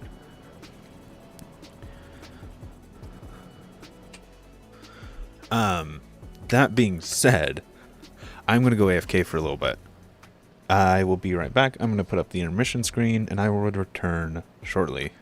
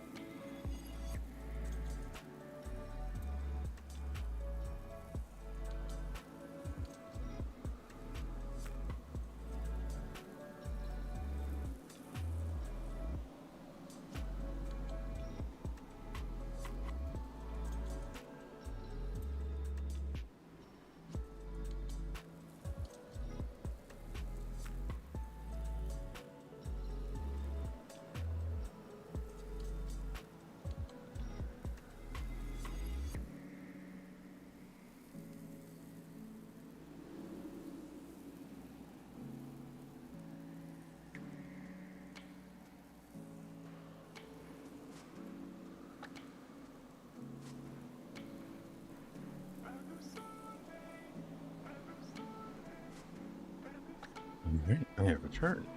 Hello. Now we have to try and actually attach this to the vehicle. This would be easier if I had independent rear end as well. But I don't feel like changing it. So let's get this mounted on the rear of the car first.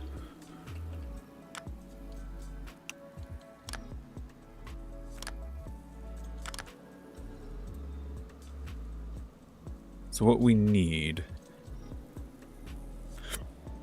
is a belt.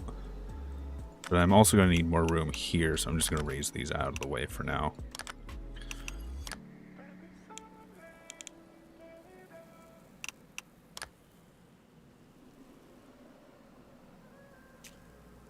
It's in the idea channel. Let me look at that.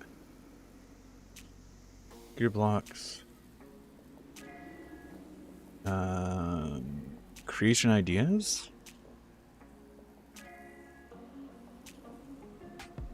Okay, I see how the suspension works. That's similar to how the F1 cars are.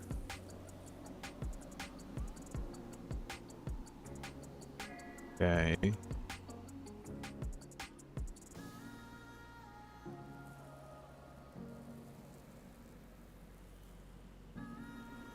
What it appears I'm looking at is just double wishbone suspension.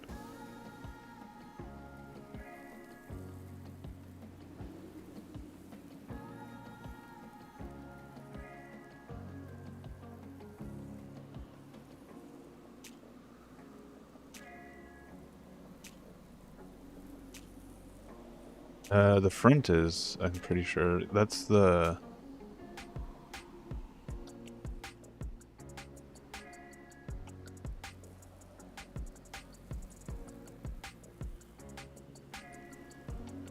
I'm trying to dissect what I'm looking at here.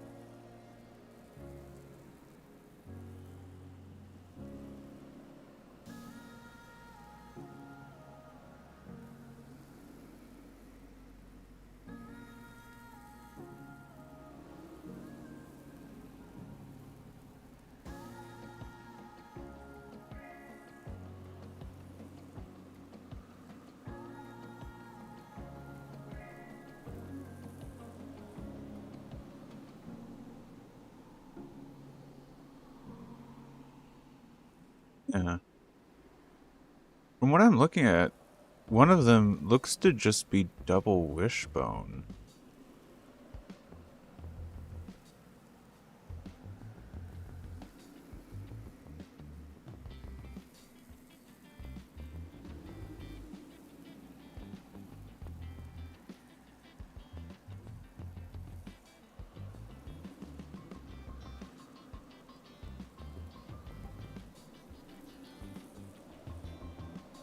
That appears to be the sway bar. Yeah. Yeah, it just... I'm not sure why you're calling it... push rod. Let me look up push rod suspension then.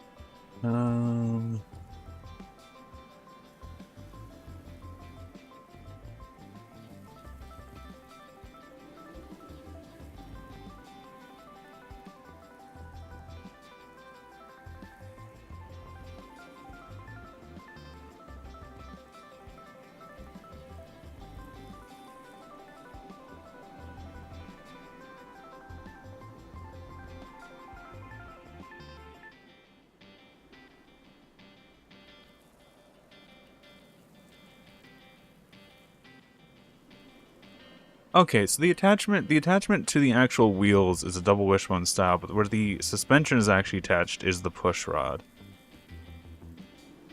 Okay, I see what the confusion is. Yeah. The geometry from the chassis to the wheels is double wishbone, but the actual where the spring and the way the spring is mounted is different between push rod and double wishbone. Okay. Anyway, back to what we're doing.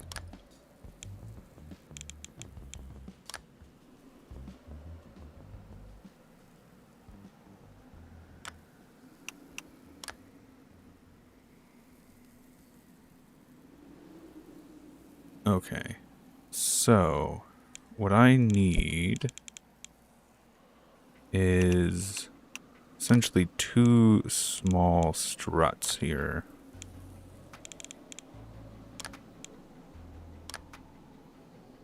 And then this is where we're going to mount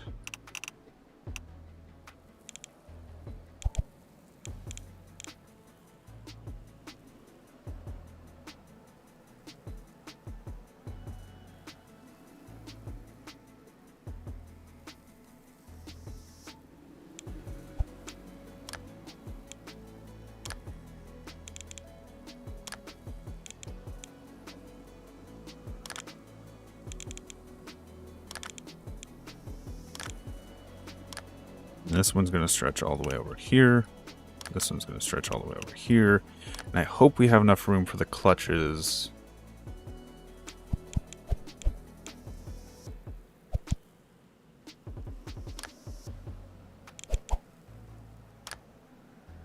Because of that gear. This actually works. Okay.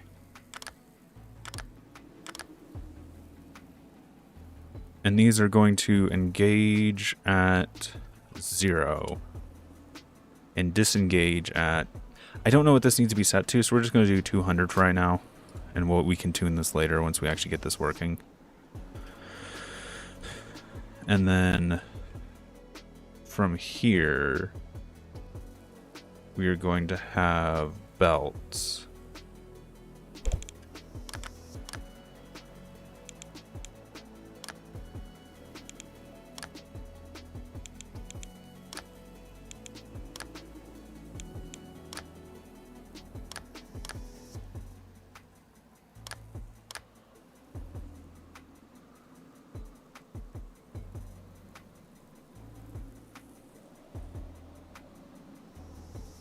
Now, this should be anti-lock for the two rear wheels.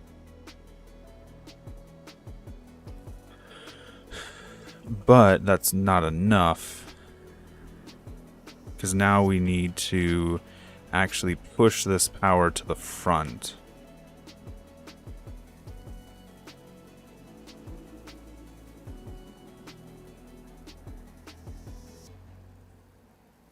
I think I could actually just use the drive shaft for this, can't I?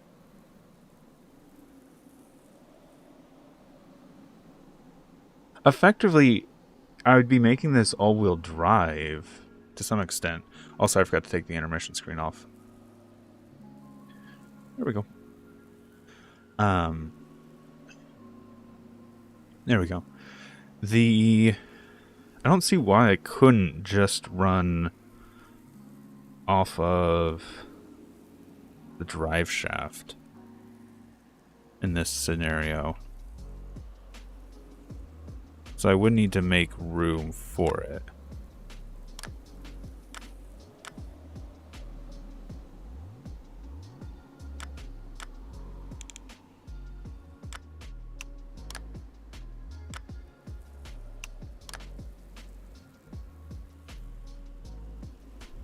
Essentially, it will be rear-wheel drive above a set speed.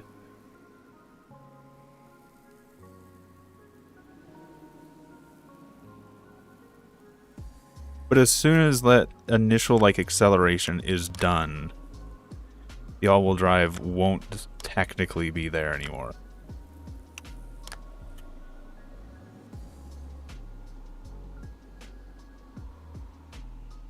So I need to pull power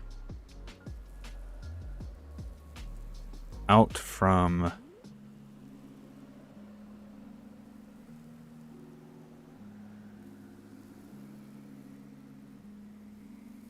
think we're just adding adjectives to things at this point.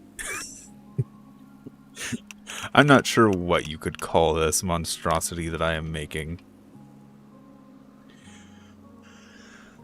Because even if I did do all-wheel drive, an actual like proper 3-diff all-wheel drive, I would still have to do this to get the anti-lock to work the way I want it to.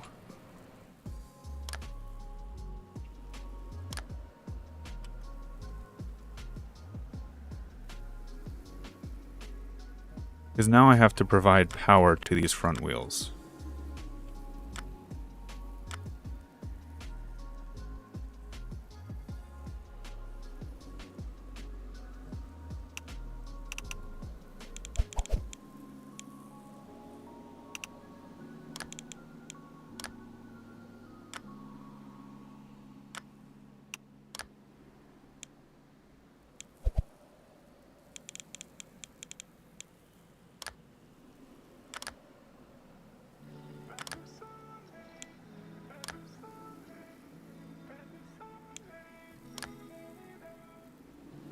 And then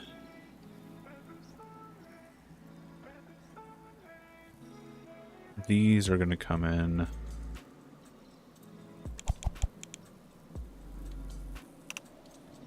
I have to shorten these arms. Yeah, I think I'm going to shorten these arms.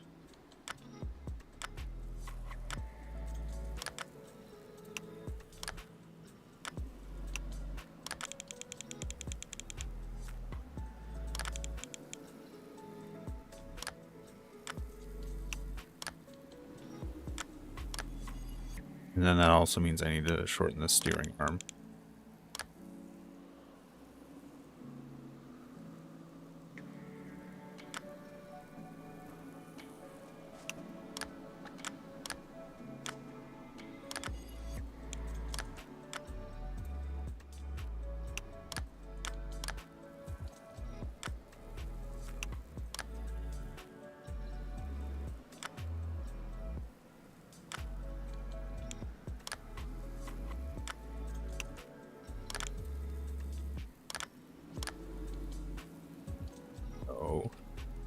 To actually put the new arms in.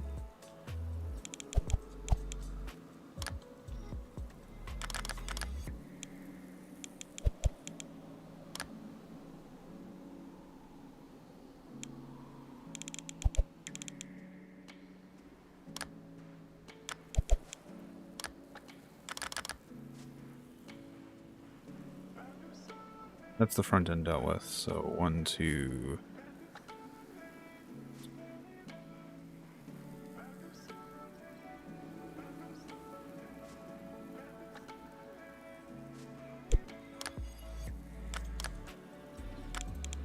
One, 2, 3, 4, 5. Okay, that's the length we need.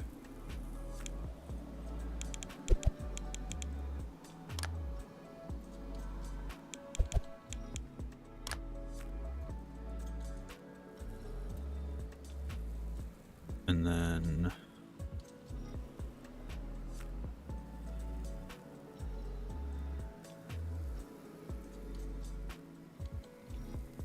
that is going to cause some concern with the way I want to mount this. I might have to move the outer or the inner wheels out by one. Or I might be able to get away with shrinking this. Because these move in and out anyway.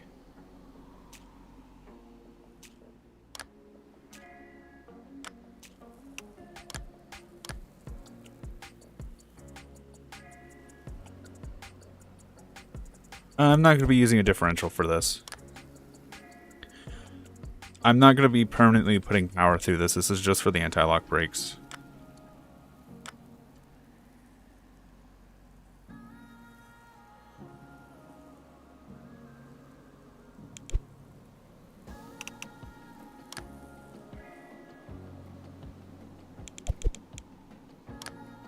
What do you mean, steer?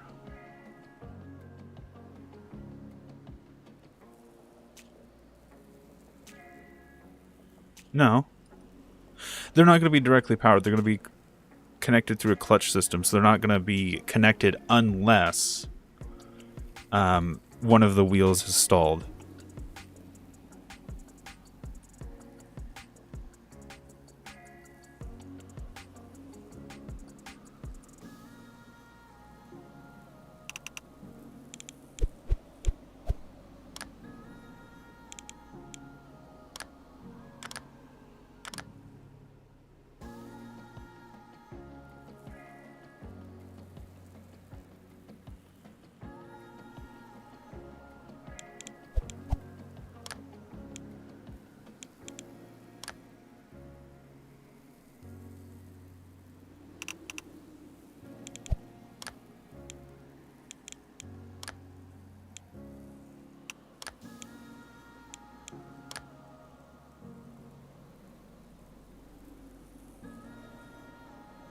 So as of right now, the rear has anti... What the fuck was that?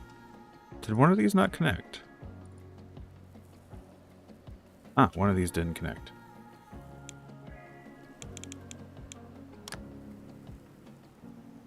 Okay, right now the front does not have ABS, the rear does. Something is not correct, something is not rotating. This is not rotating. Okay.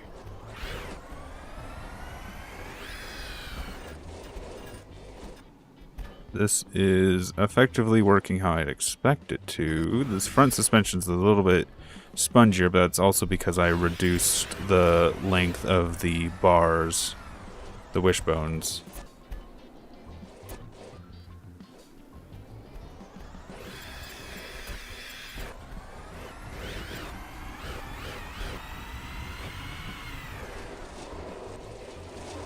Okay. We are currently on track for what I was trying to do. Now let's grab pulley,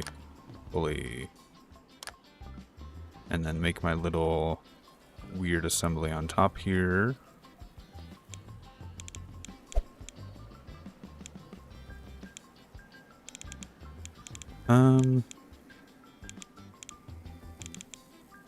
Could just attach this to the body at this point.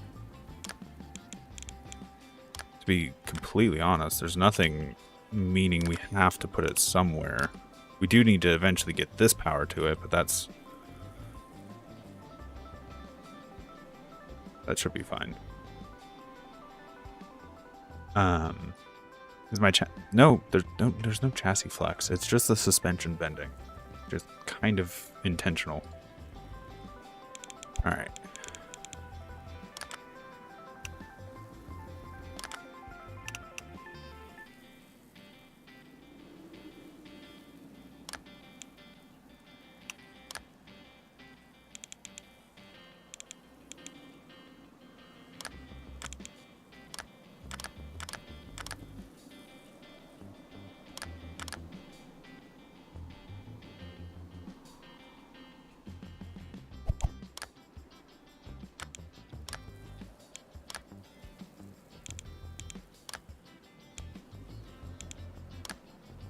And then let's grab our differentials. And our diffs are clutches.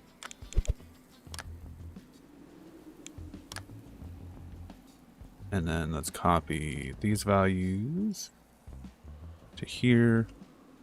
Paste. Paste. And then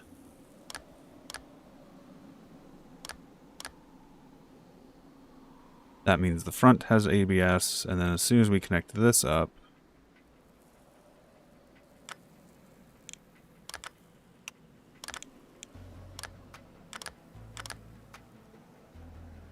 and you need to make sure this is a 1-to-1 connection. So what I want to do is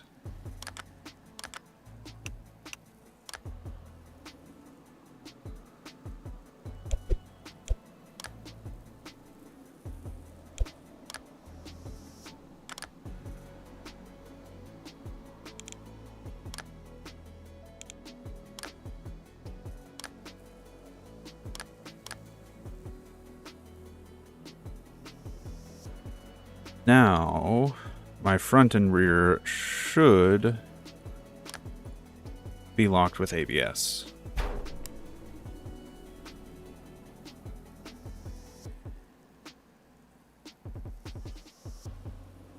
Something is struggling to move. I think that gear, this gear. Ooh. Let me invert these then. Invert, and that should fix it. There we go. So now my rear wheels no longer lock. And I just slam on the brakes. Yes, this is an anti-lock brake system.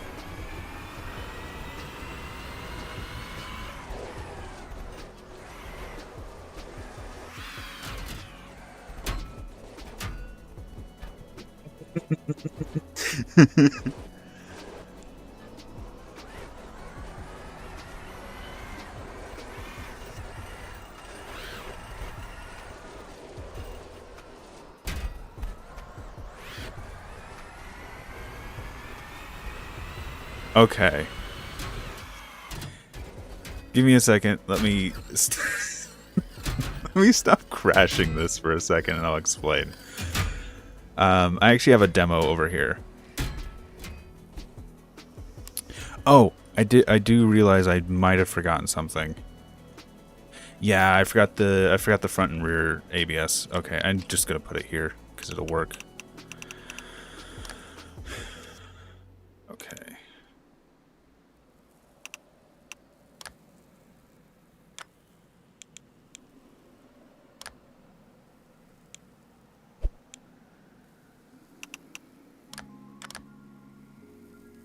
Let's do.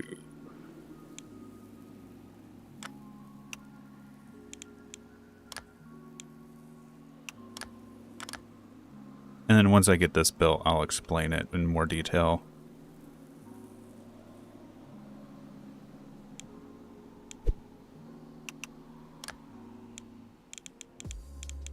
I'm going to delete this so I can have... Let me get in here. There we go.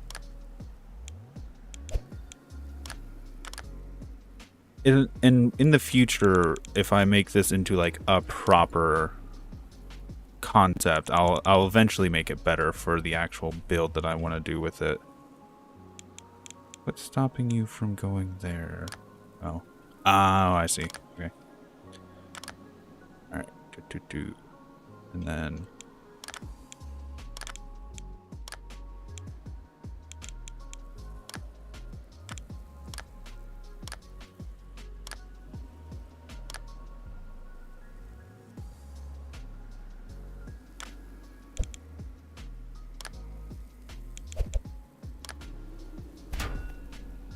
Always grab the wrong one. I need to like, I know there's a setting, option, control, pre-flight tools, keybinds, no. There was something for like grab, mouse sensitivity, horizontal mouse movement. Free flight, that's fine. Mouse sensitivity, where's it at? Options, game, English, no. Video, audio, no. Is it in this setting?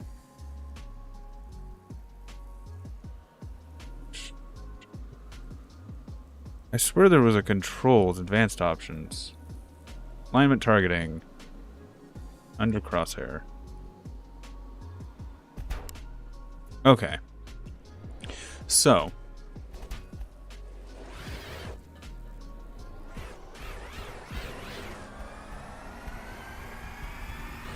What is happening here? Okay, we are getting rear lock. Why are we getting rear lock all of a sudden? Are these just not tuned right? Let's do 500 and do all of the beans. So essentially what is happening is all of these clutches are trying to look for if a wheel has stopped moving.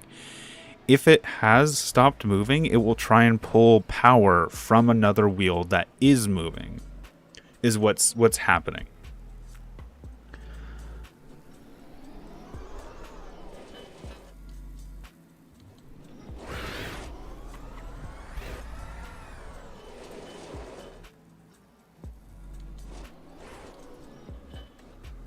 So I'm going to bump these up. I also need to actually measure how fast these wheels are going.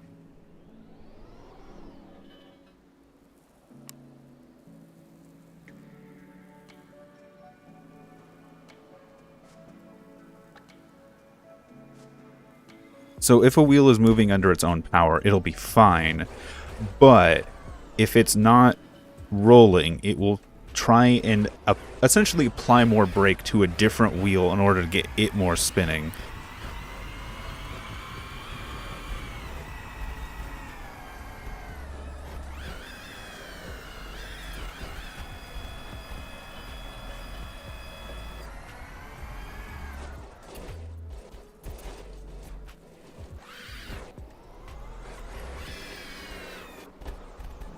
Now, the question is if it's actually helping.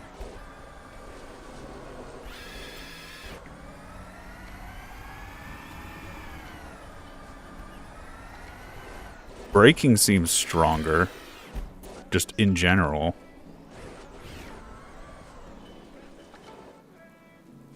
I'm not seeing any wheel lock until like right at the end.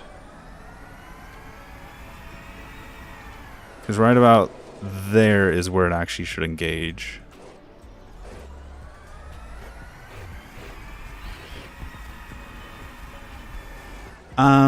A differential. So a differential is applying power to the wheel with least resistance, which is what is causing the locking wheel.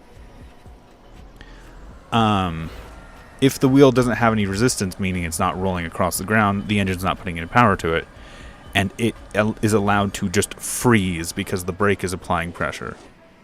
This is fighting the differential. But it's only doing so at really low speeds when the wheel stops moving.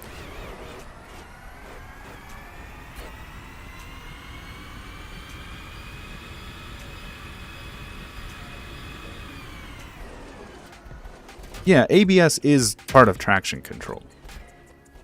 It's not doing the distribution of power. LSD, yeah, I don't know what LSD other than the obvious LSD. What are you referring to?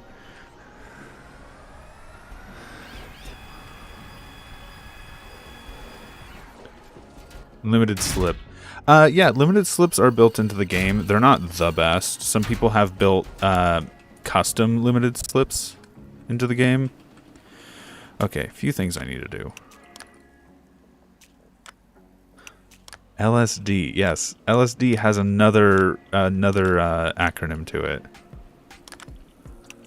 Yeah, the in-game ones are janky. Let me slide this over so it has a little bit more power to it.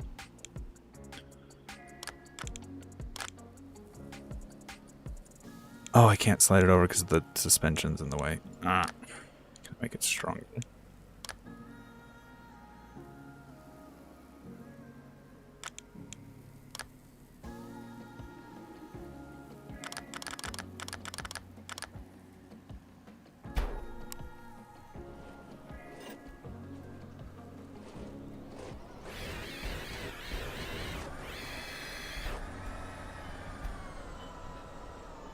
Yeah, I could do a system, but it'd be much more complex than what I'm already using.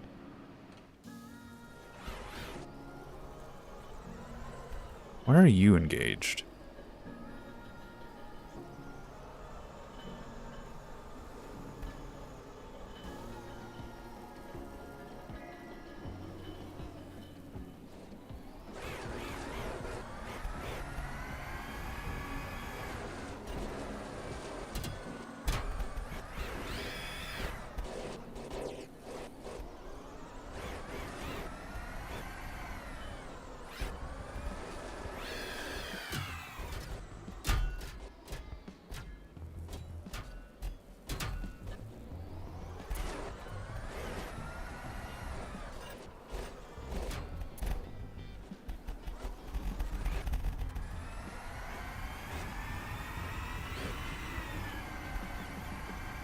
When is the next stream? I don't know. Probably tomorrow.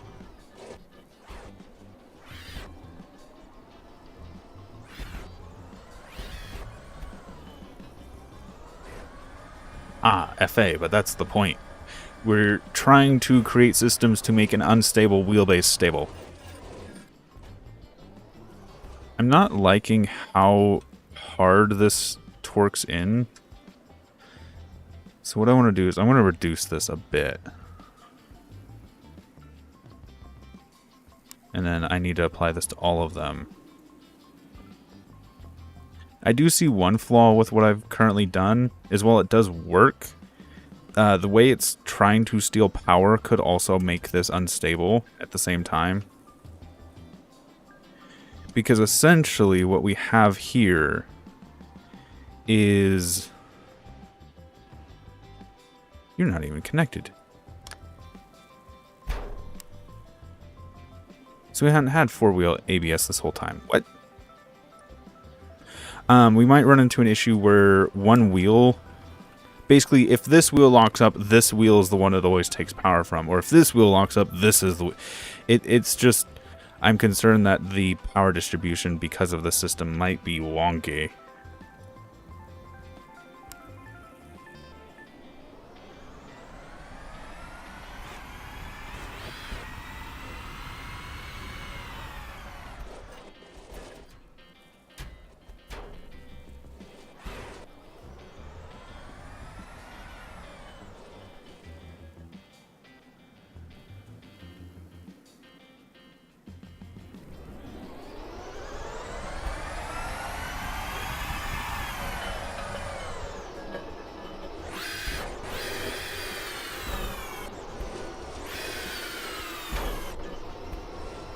Okay, this needs to be engaged lower RPM.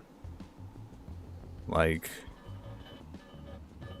100.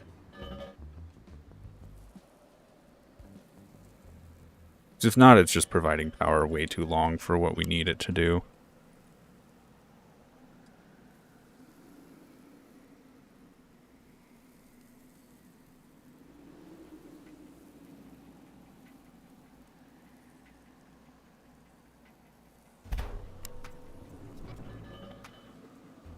Oh no. I don't know. It's just, I have this problem. How could I fix it?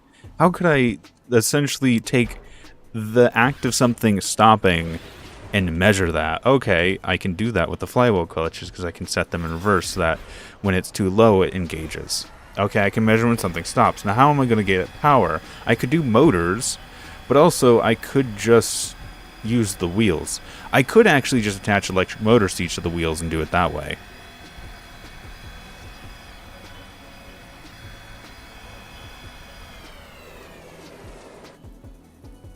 You can see the rear wheels want to lock there. Or wanted to lock there.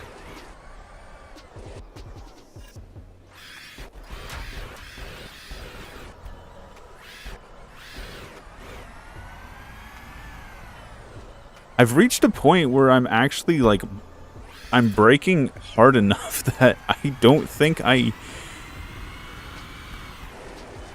Like, this thing has really controlled braking. I'm not sure about brake and steer. Because of the wheelbase issue. This thing really brakes hard and controllably. Right now it's the steering. I need to tune down the...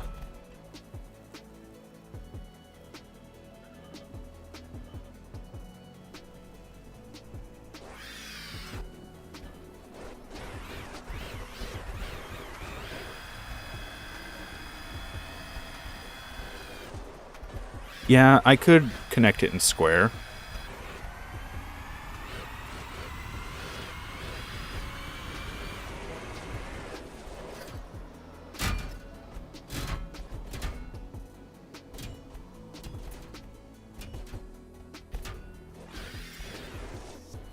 Well, the back is coming from the differential.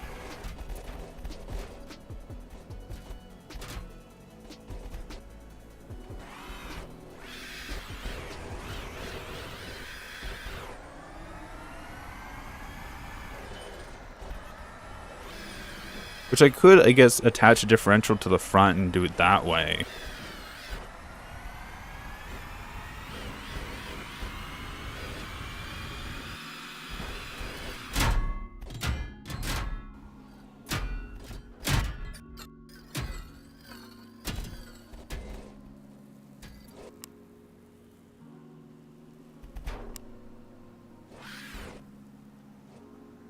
Which might need to be what I do. Attach a differential to the front.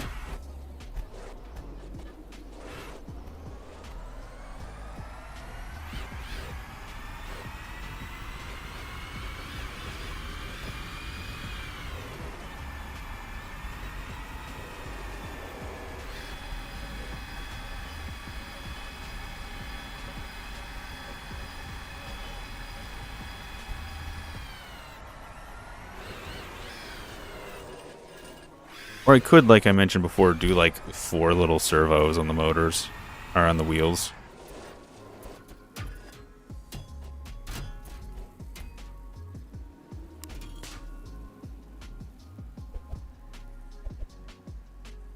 Yeah, it was a roll bar I wanted to strengthen in the front a little bit.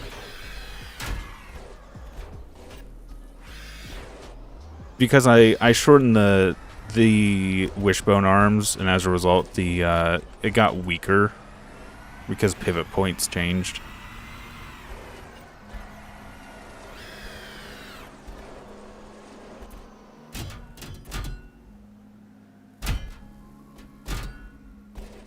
Well, the problem is if I do that on the other side, what it'll do is if the rear locks, then the fronts will get locked as well.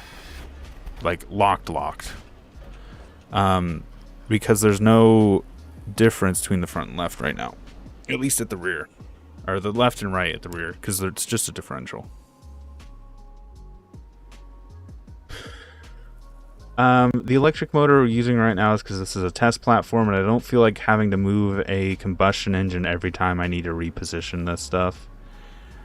This is just, hey, if I need to move the electric motor, I can move the electric motor. It's really easy.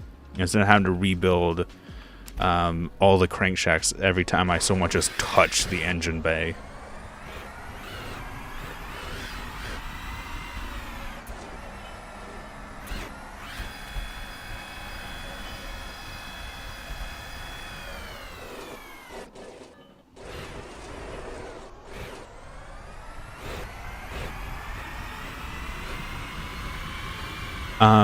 The differential is already open.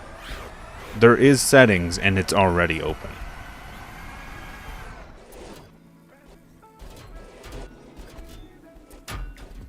That and the changing the differential would not fix anything of what I am doing. What I'm doing is not the differential. What I'm doing is an ABS system.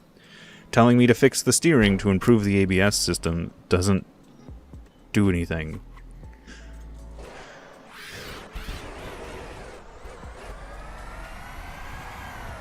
So right now it stops cleanly. Like, it's the ABS system, I think, is doing its job.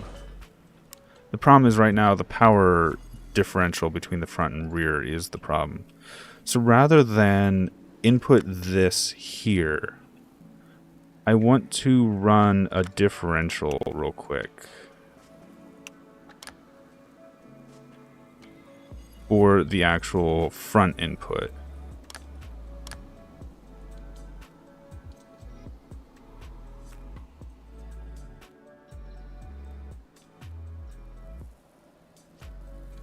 So what I'm going to do is I'm just going to extend this.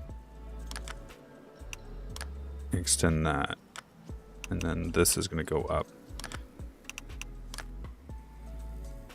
That's not what I wanted to copy. That's not what I wanted to grab. Put that back and fix that. Okay. Up here.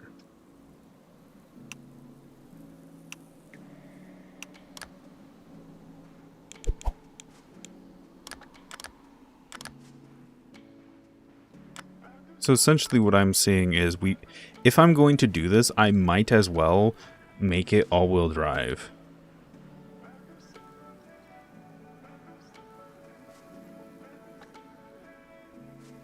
No, I don't have a Discord group.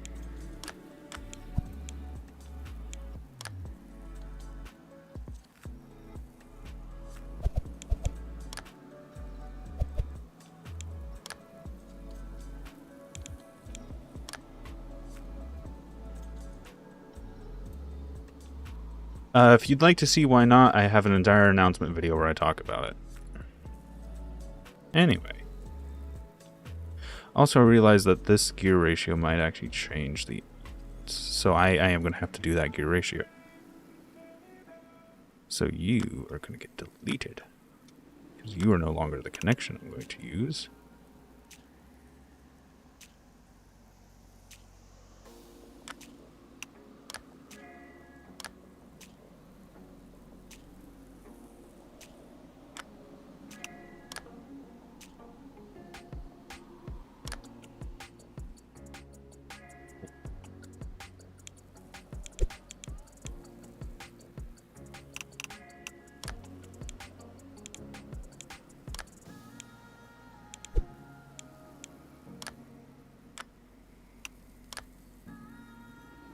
And then this is going to move in. You're going to move here. Need a pin.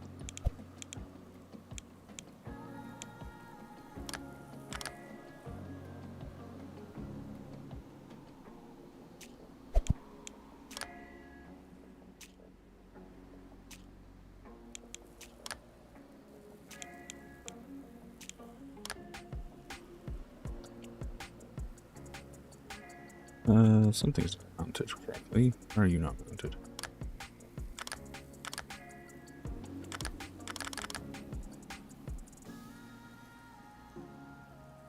Attach you. There we go. And then you're gonna go open diff. So now I need these.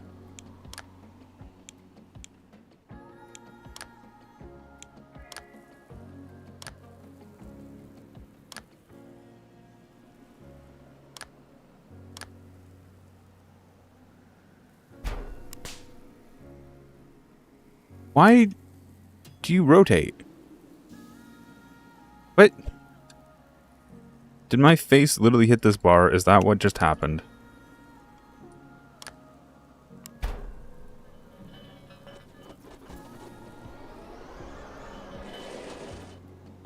Okay, I think this needs to go the other direction.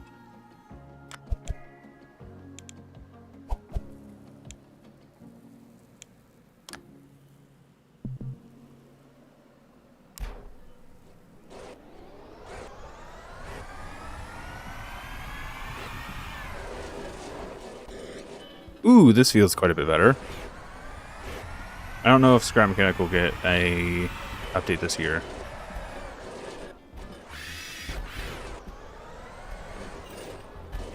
The problem is, if I hook it directly to the wheels, I would have to then make another output shaft, which would then also cause me problems. I think at this point, just having a dual diff setup, or eventually going to an all-wheel drive setup, would be the best.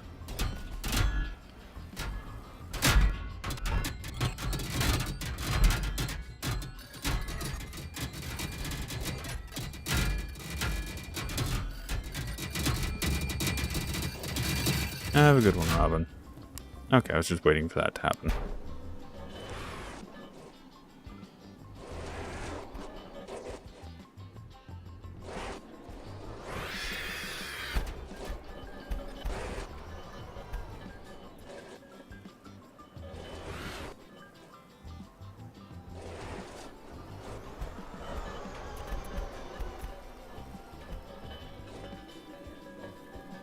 I think I am scraping the ground now. I need to fix that.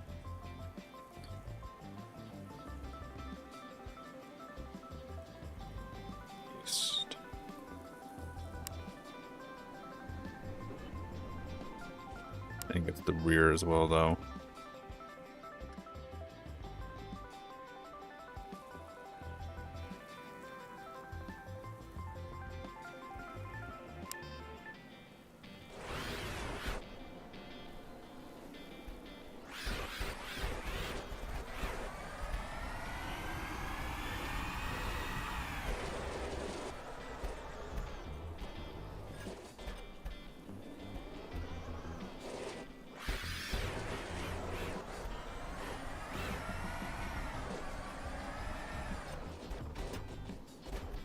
Okay, that seemed to be...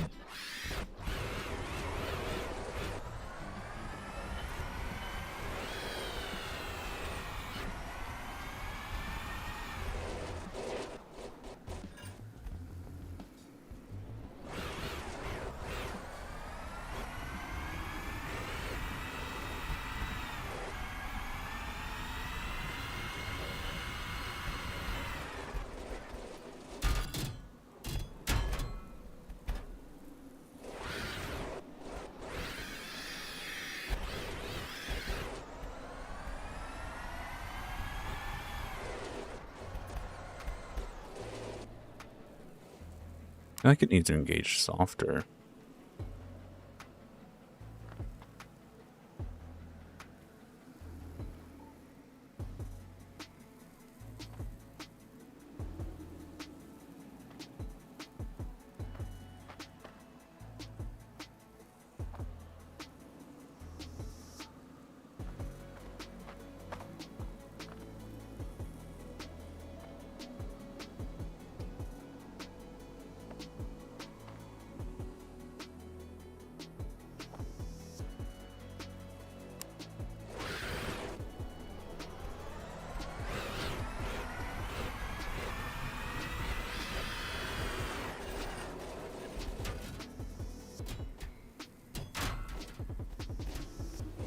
Yes and no. You can make something that works like a plane, but not a plane. You essentially have to make a helicopter that flies straight. Or gyrocopter, I think is what it's called. You essentially have to make a gyrocopter.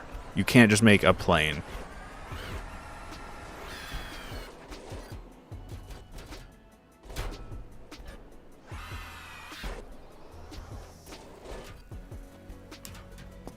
Okay, here's what I want to do.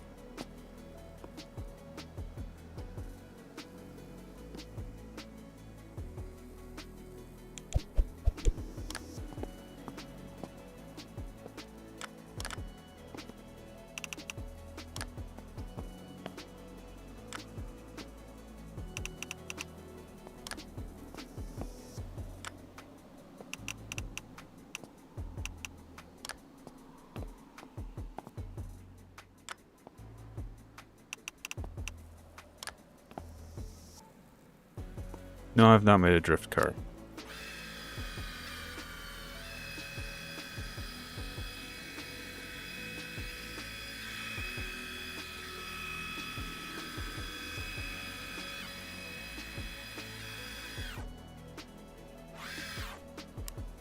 What I'm going to do is I'm going to put weights on these to essentially simulate rolling resistance. Or just rolling, I guess. Momentum.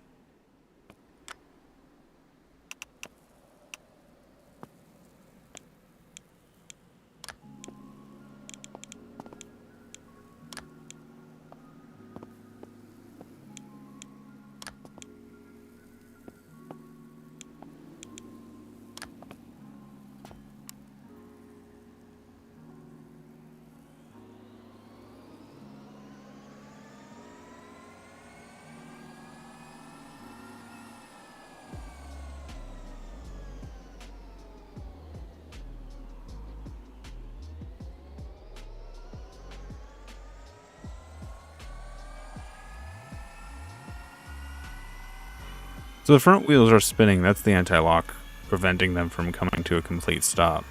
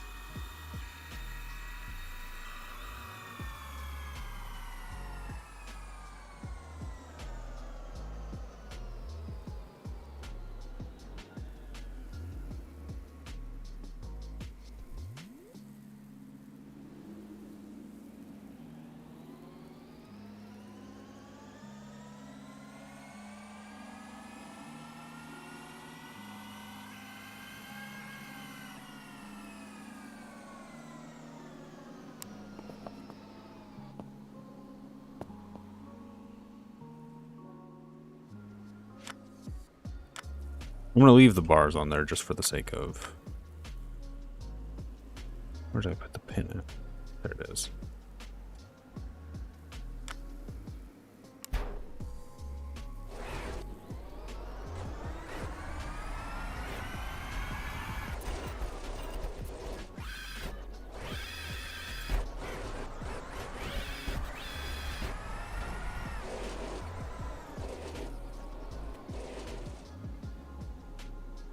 Need to turn these down as well.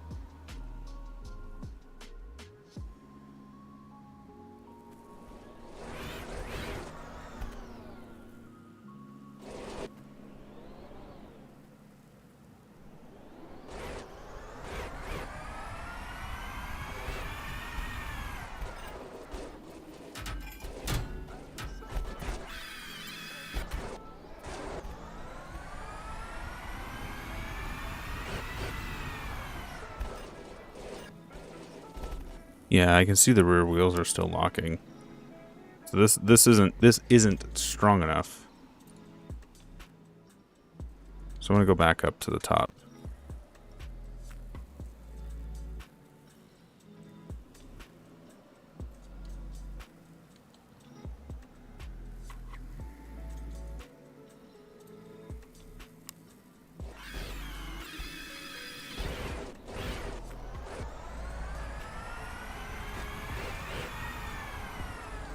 I think I did both of my motorcycles just on stream. Like, you can watch the entire build for them.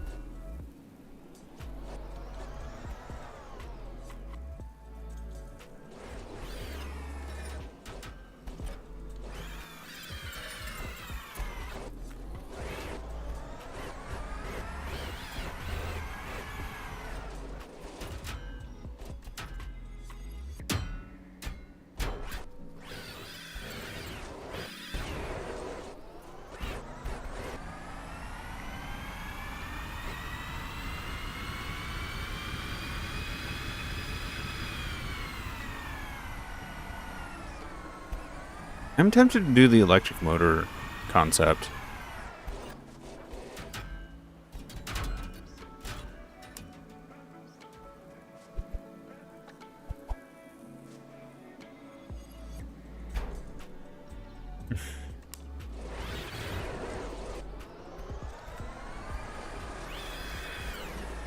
Was that both bikes or just one bike?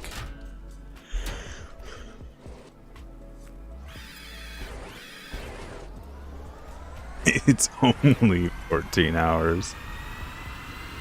Because I built 2 bikes.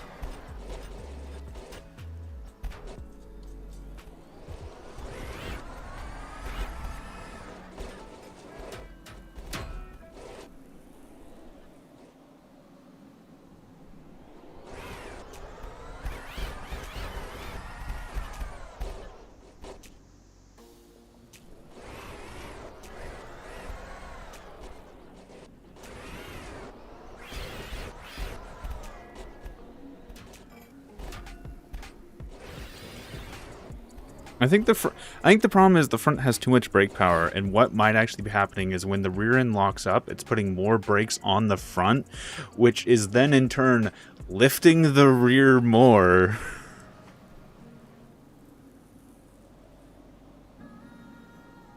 So I think what we may need to do...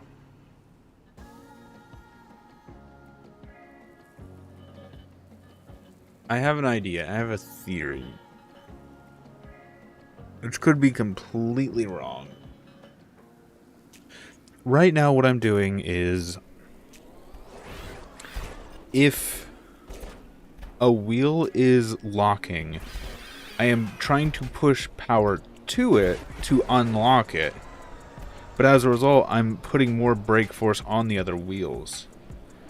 I think what I need to do instead is have a system of when the wheel locks, I need to reduce the braking to it. Or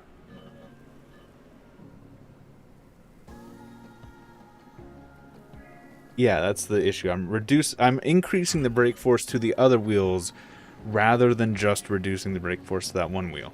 I am applying more power to that wheel, but that's not exactly helping. And the applying more brake force to the other wheels is causing a sort of feedback loop in the sense of because it is... I have an idea. But because it is using the power from the other wheels are increasing in brake force, which usually means that that wheel that is having trouble with grip is then lifting more off of the ground and therefore locking more.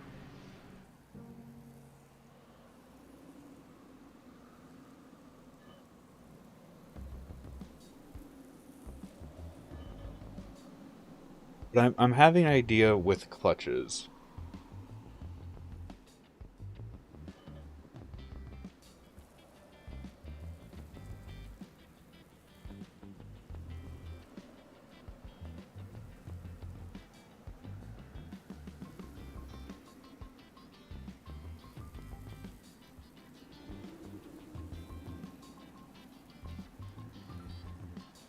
I'm curious if I could do the same thing I'm doing with the clutches with brakes.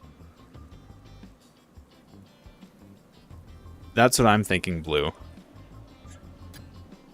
So instead of using the wheel brakes that are already baked in, these are just causing issues. So here's what I'm going to do. I'm going to save this as ABS locker, or scent lockers best. And then I'm going to load in... I had another one called ABS, I believe.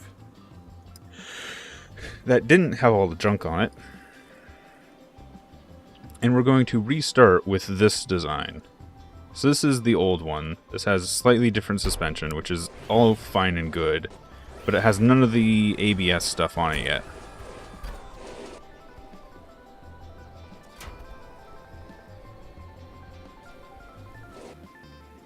So rather than the wheels trying to talk to each other, I'm just going to have the wheel talk with its brake.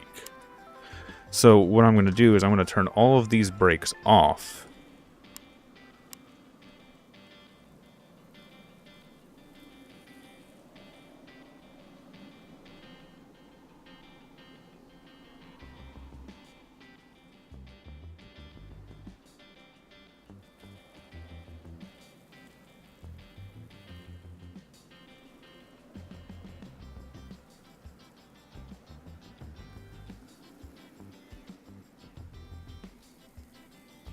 And then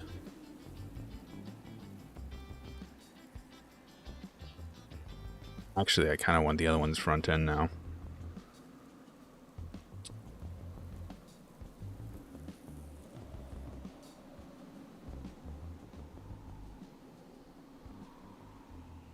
You know what, for the sake of simplicity, I'm just gonna put the brake on this system here.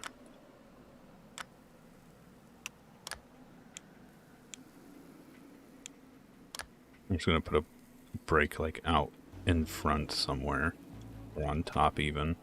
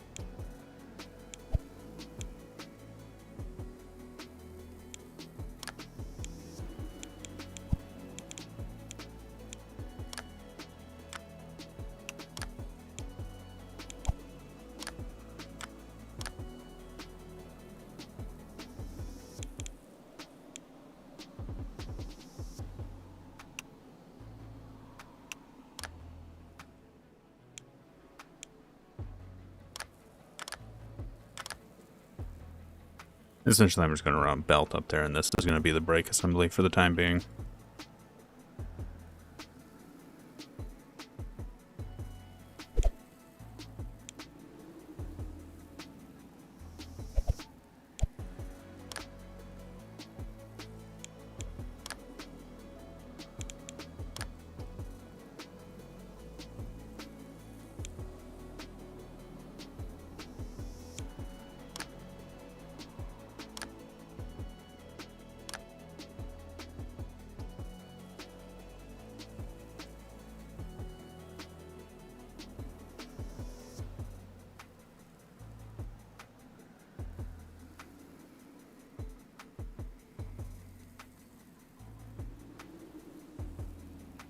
Alright, and then we're going to do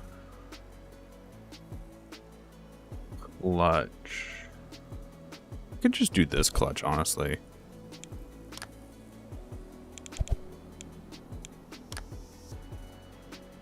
And then, because the brake's going to hold it in place anyway. So I shouldn't have to stabilize it. Oh, it's right here.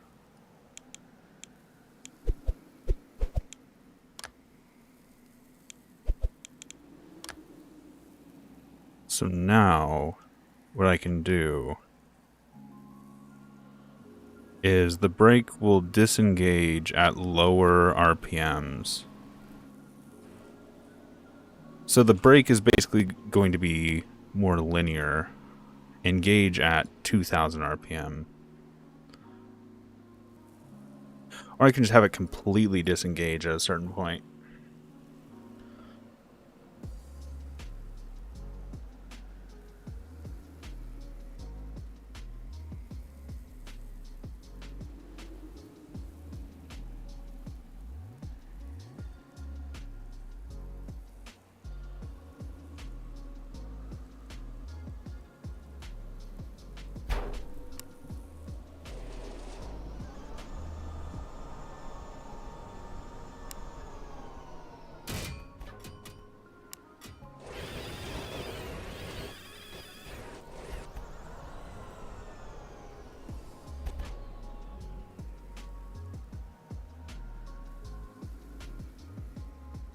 Let's increase this.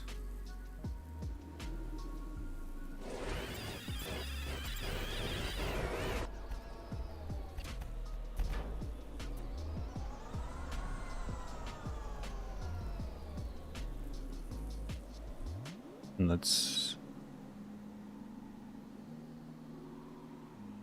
do full engagement higher.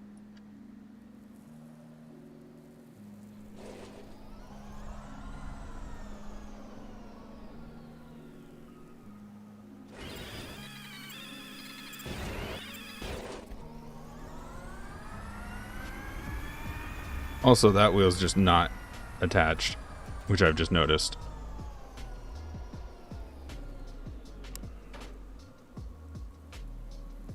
No, it is. Wait, what? Didn't look like its belt was there.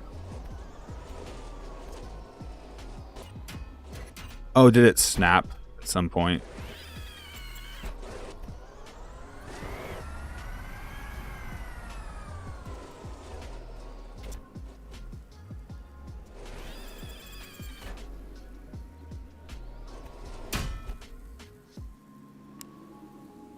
Could make it really obviously pump the brakes if you set it really close together.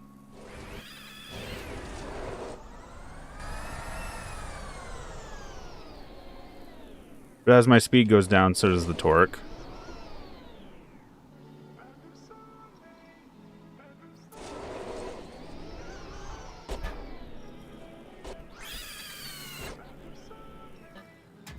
I could put the disengage at like a negative so it never fully disengages.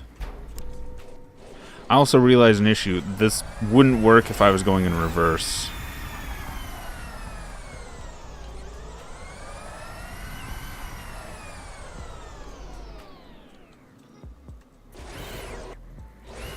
Yeah, that's why I was saying I could put it at a negative if I really wanted to. And then the brakes would always be engaged to some capacity.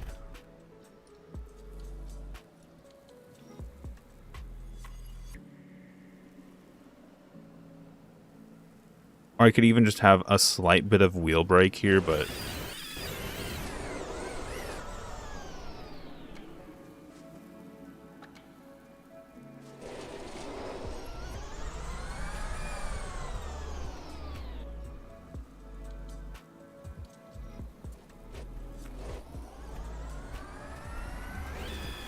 Why not in reverse?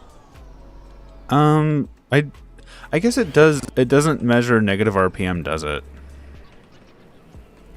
It would always be a positive. Can this? I'm afraid that if I roll in reverse, it'll actually read a negative RPM. That's my concern. Or if it's just an absolute value RPM.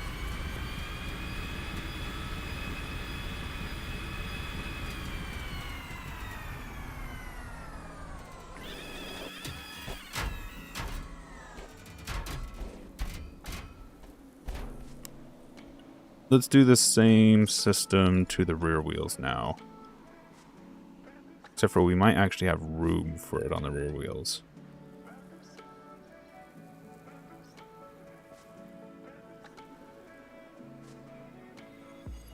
Okay. That's good to know.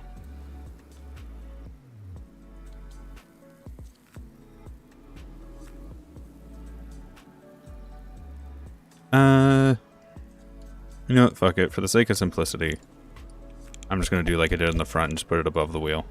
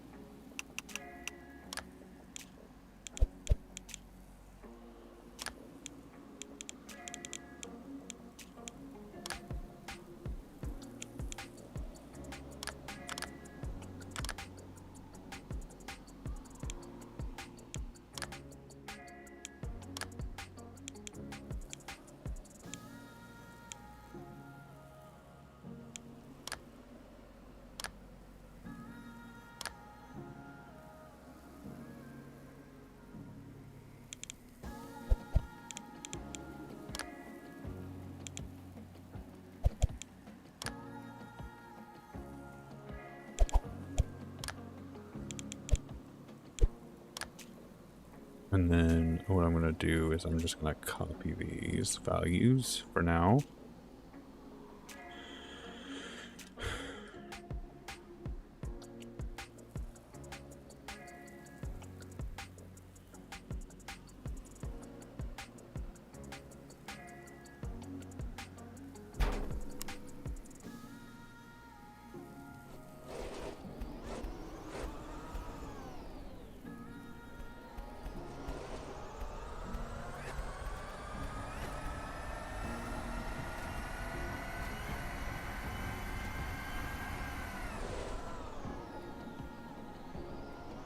Brakes work well.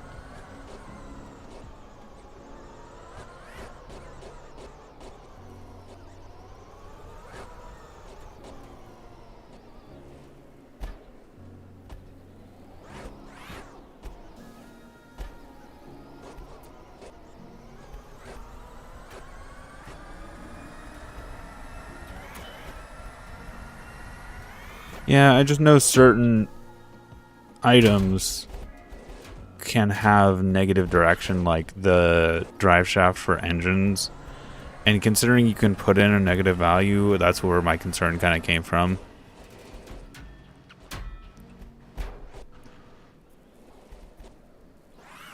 The problem is this doesn't actually compare speed to the other wheels. It will in theory make braking better and smoother, it just doesn't actually perform the anti-lock's application. As you can see, it's still extremely unstable.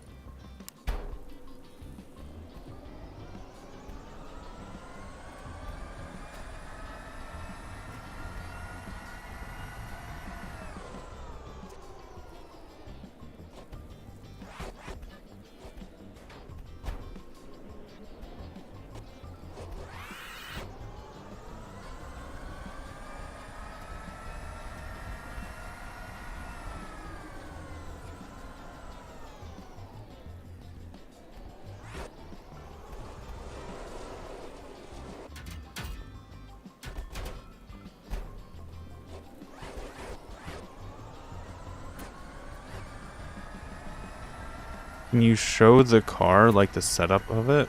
What car? This car?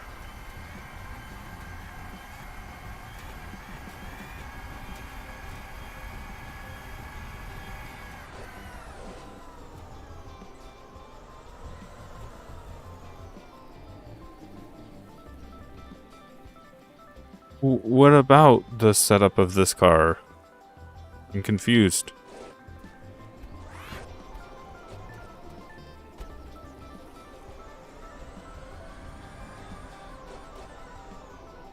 It's got a double wishbone front.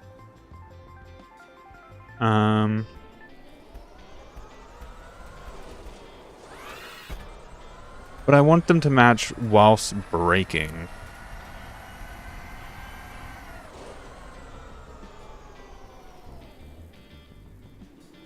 That's the problem. I guess I could have the double, because there's a button you can set to this. I'm pretty sure you can just press S, so it's inverted. So right now it should be an open diff, but as soon as I hit the brakes, it should lock up pretty well.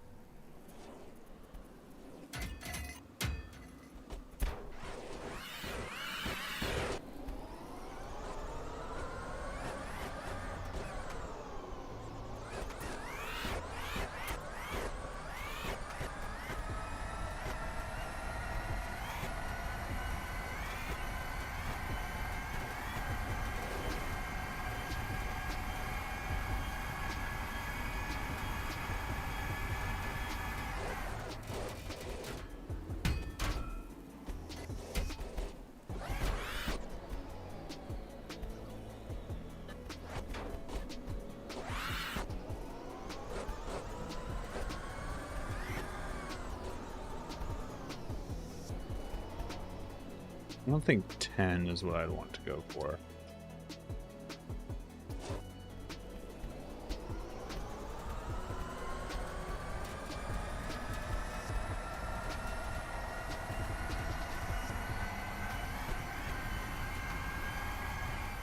Wait, the difference was not powered on? What?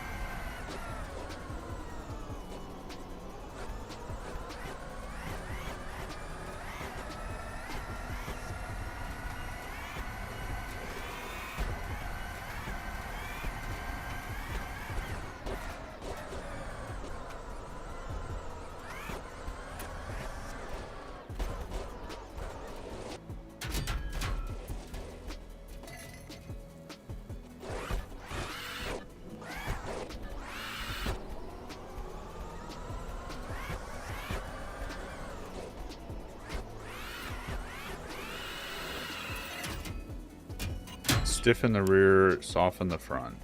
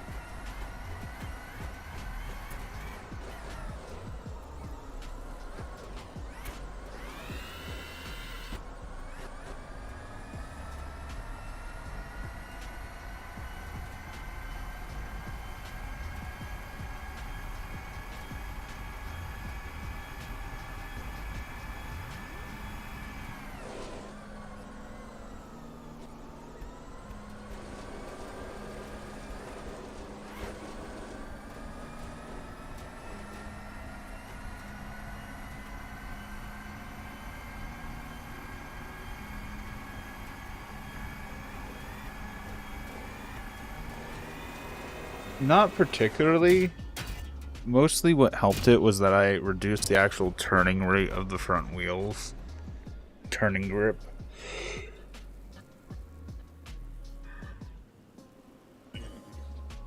I genuinely think at this point, like, just weight is really all I can do to help this design.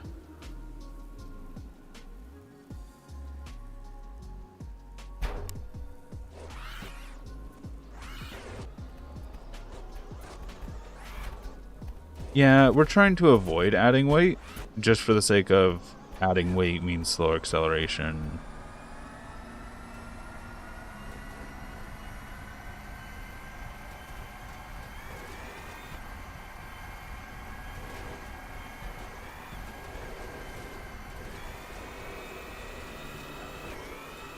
But at this point, I think, in the sense of not adding more weight, I think at this point, adding 5 pounds of weight distribution is better than the, like, 5 pounds of whatever this monstrosity I've made is. We don't have downforce. Not without using spinning propellers, but that's a different thing entirely.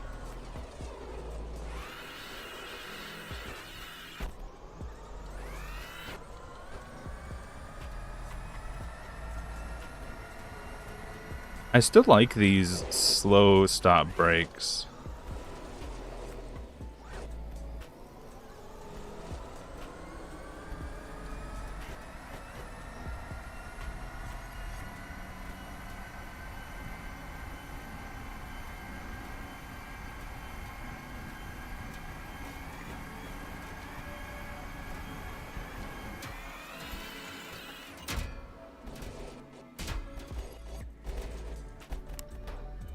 Since always, that's their job, Blue Flame. We have propellers in the game.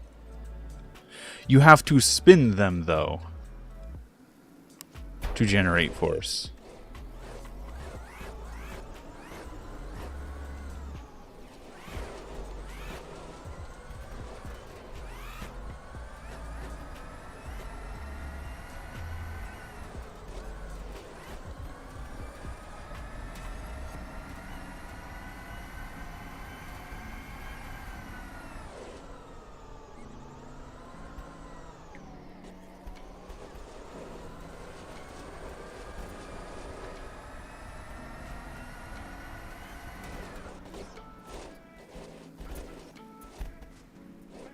On the front wheels, yeah, that's what I'm referring to as. That seems to be what made the best impact. On the rear, it's slightly different. If I do that, I'm just going to spin out, regardless.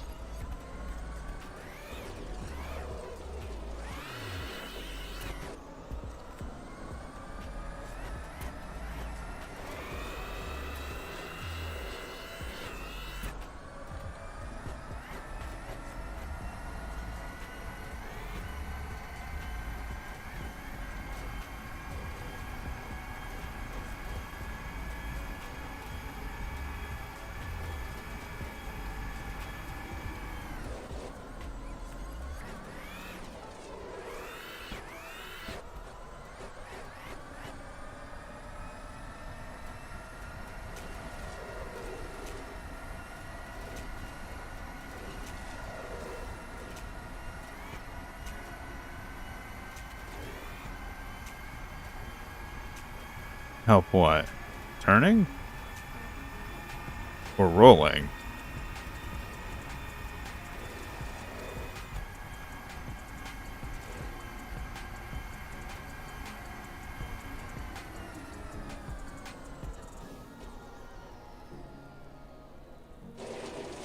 Ah, but here's the problem. I have no brake force on the front wheels.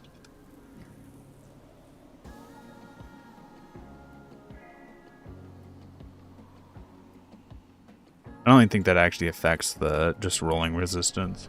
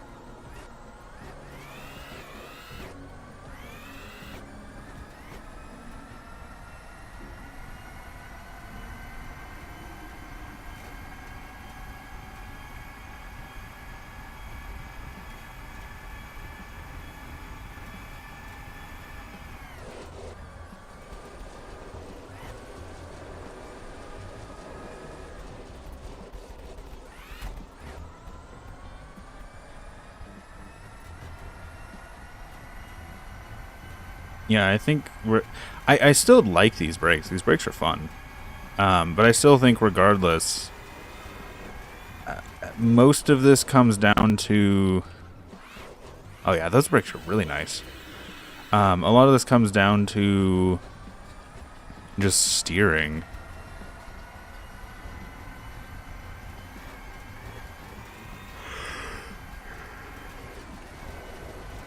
The actual tuning, the wheels, and the weight distribution. These need a lot less brake force, though. Definitely.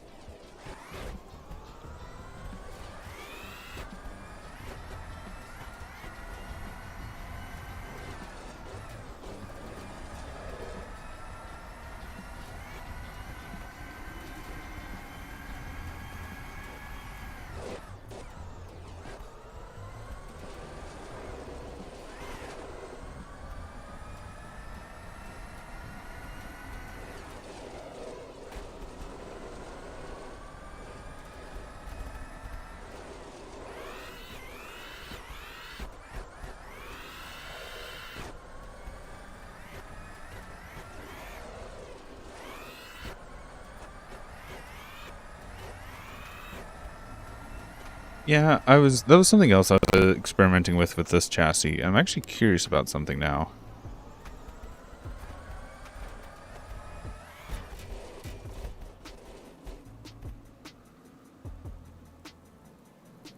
Let's see.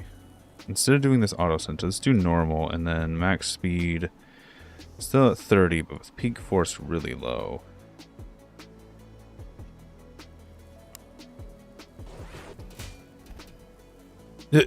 Immediately broke it. Because I would like to do something very similar to what is actually on my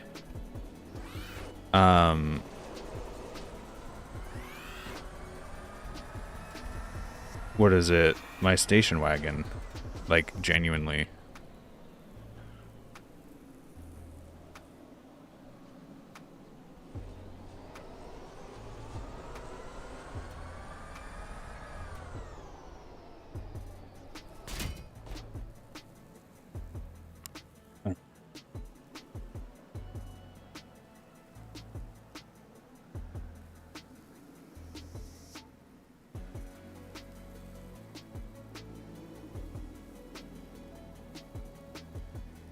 The problem is I'm not sure where this steering is coming from. I think it might just be torque steer.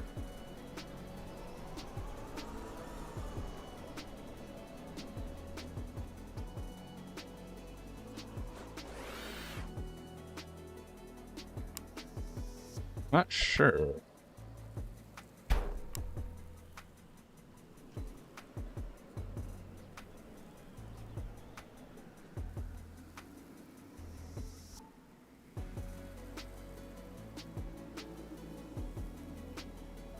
Because when it rolls pretty straight.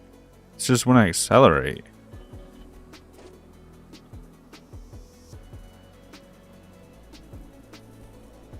There's a bit of torque steer.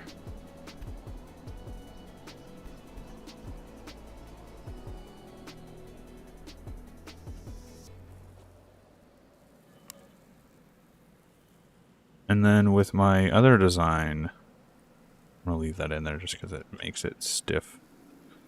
And let's just do 0 force. I could...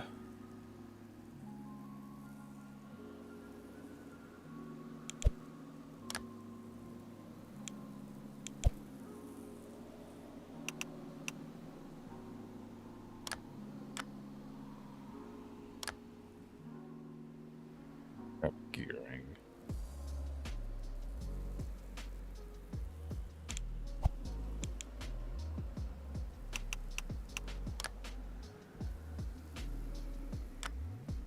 Let's put this on a half.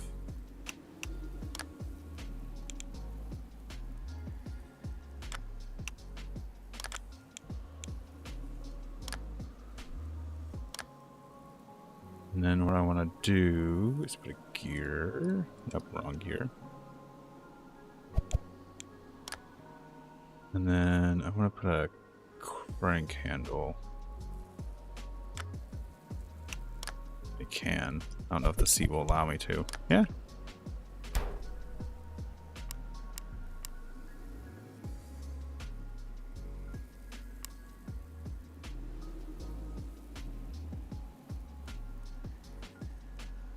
Peak torque.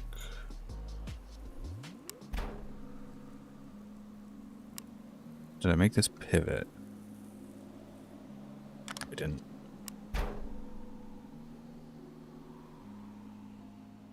Let's just jump this up a lot.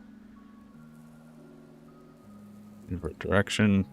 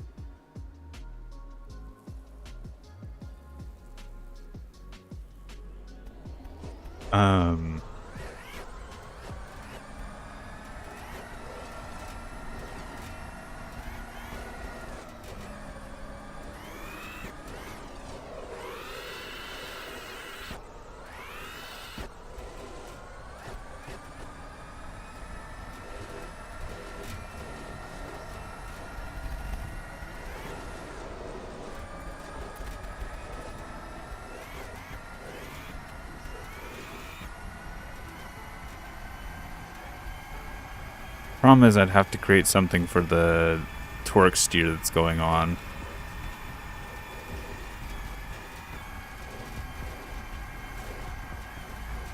I like this system because in theory, the faster I'm going, I could set this down a little bit.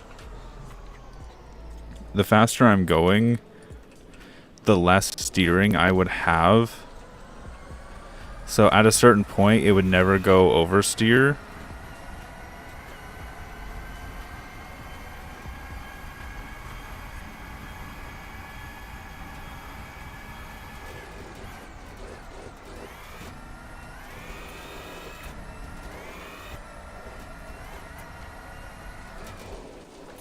Problem is, as I hit the brakes, it just wants to not stay straight, which is how I've done this before. If I put on a brake disc,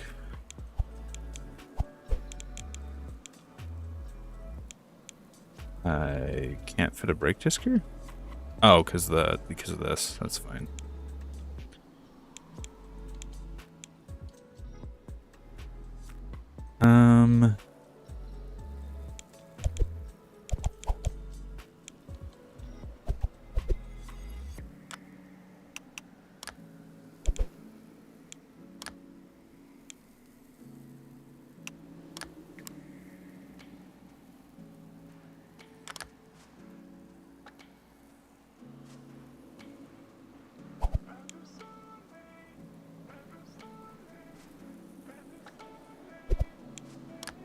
And then I can set this to like 10 or 20, I think. Control A and D, invert, so it's stiff when I'm not steering. As soon as I go to steer, it tightens up.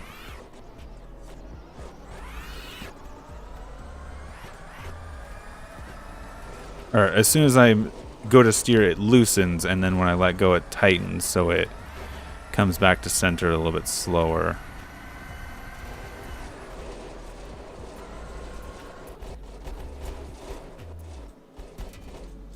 And hopefully, also, when I brake, it doesn't jump as bad. I have to put a dampener on that. That might actually be the better option instead of doing a piston down there.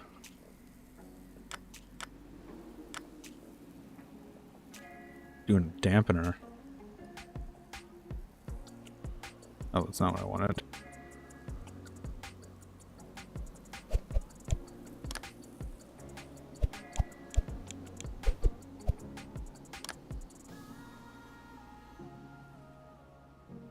Spring rate, all the dampening.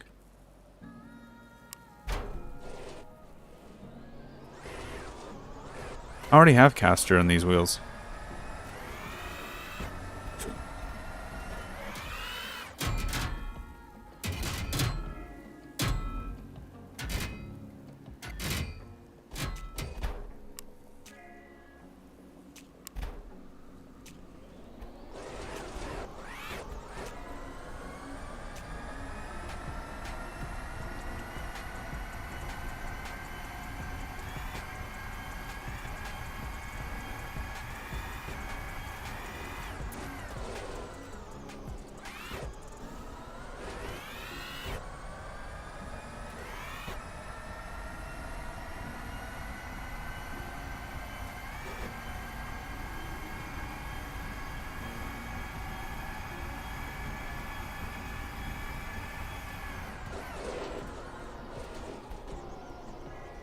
The rotation point should be near center, but it's not perfect.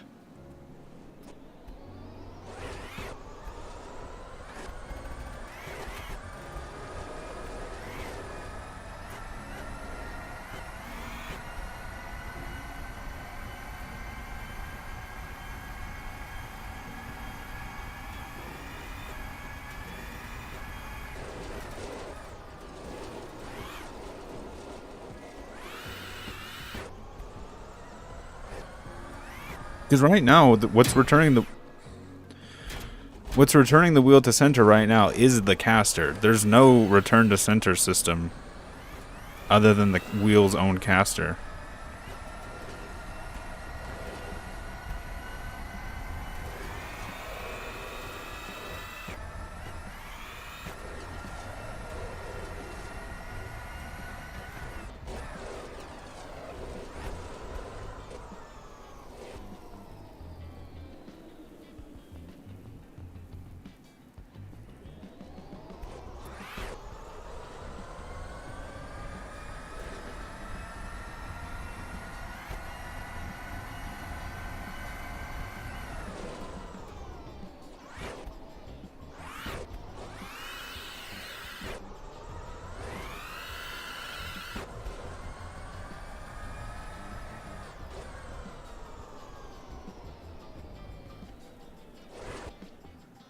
He's getting some pretty bad torque steer. I'm curious if I want to do this again for right now.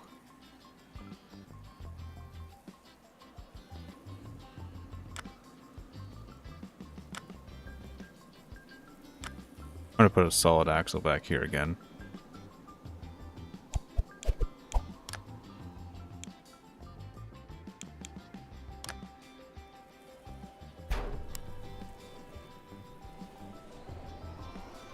There goes the torque steer.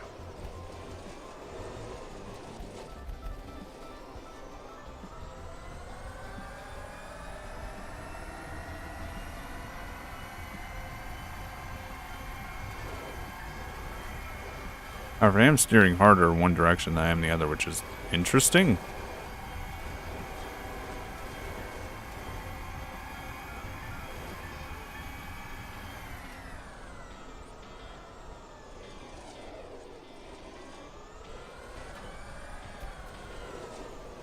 Yeah, I'm having a harder time steering right.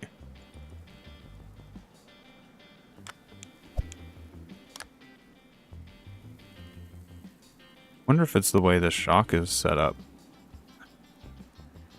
I have to do like a dual shock.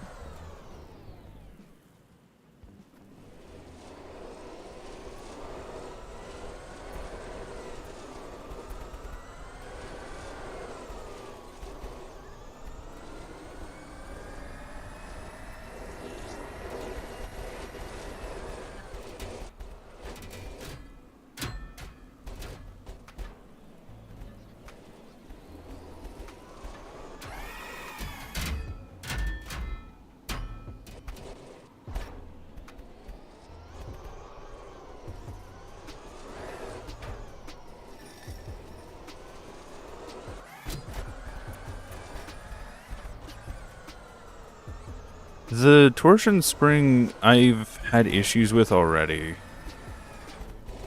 I can try...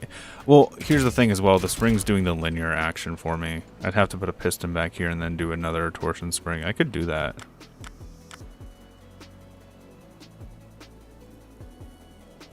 Right now, this is just constraining the linear motion of the front.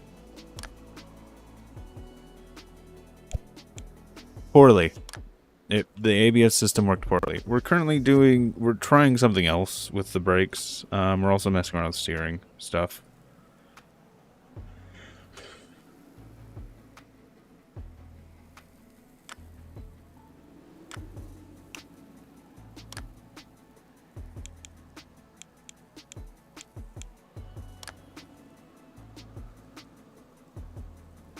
A turn. That would work if I had any way to adjust the front steering. Because everything right now is currently manual. There's no powered system to this front wheel.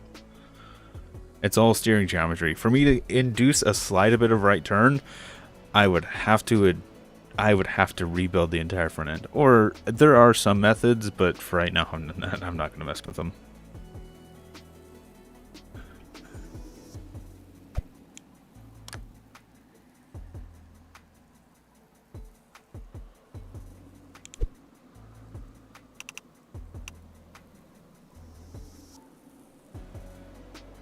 This system might be able to put in a bit of auto right, but I don't think it would.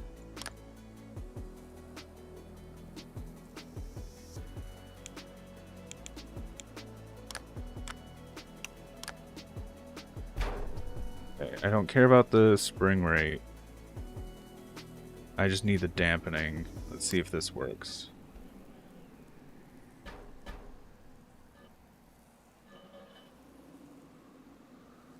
Very slowly. Okay, the dampening of this thing is really strong.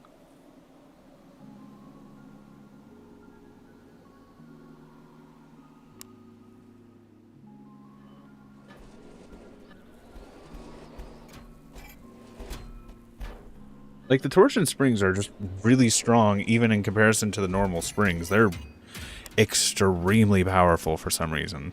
Like, even when they're set really low.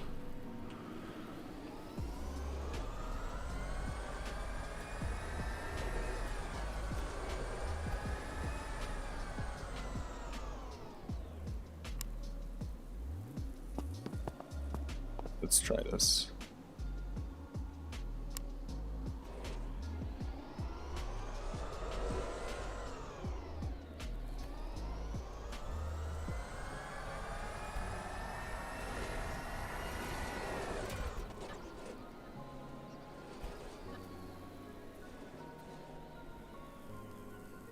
I might be able to put in a slight bit of right turn using this, though.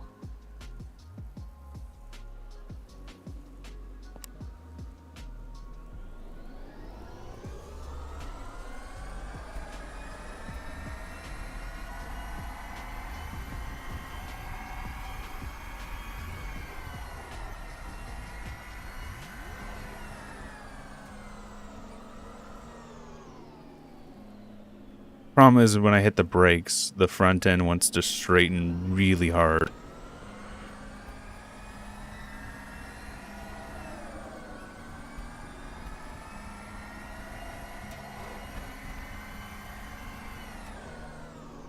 Float point settings them. The problem is 2. I can't do like 1.55 because it just becomes 2.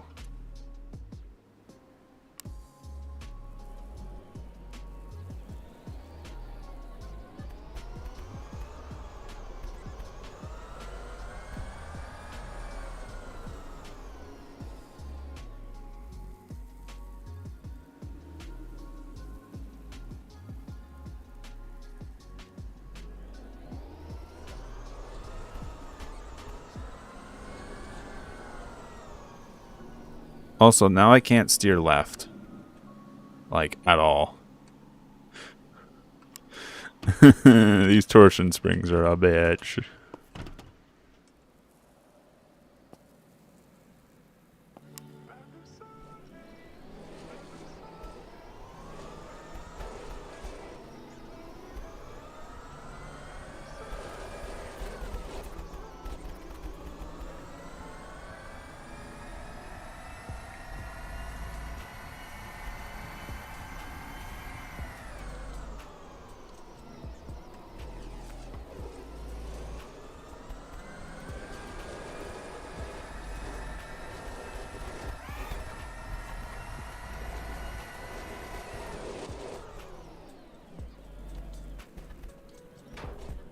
Yeah, right now I'm losing turning when I'm hitting the brakes.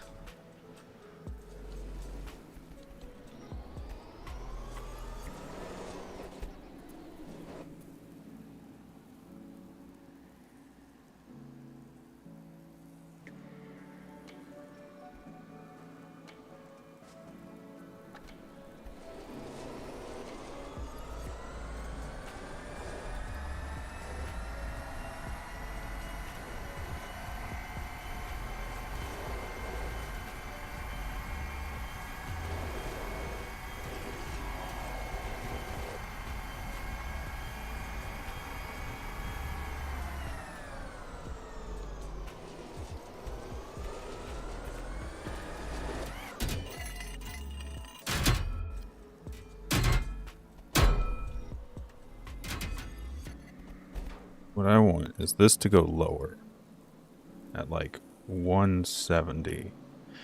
But I want to turn these up to basically max if I can.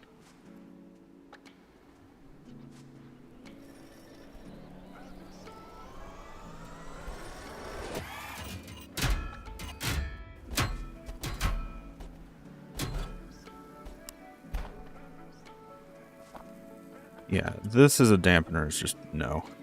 It's not working. Let's go back to the spring dampener, see if this helps.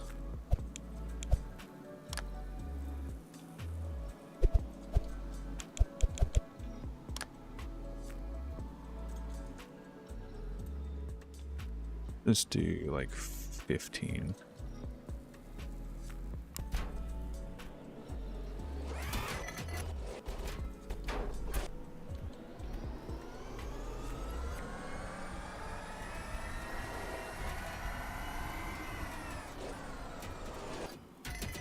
Okay, the wheel needs to be less force and or more dampening. Yeah, I'm gonna do more dampening. And reduce the force of the wheel.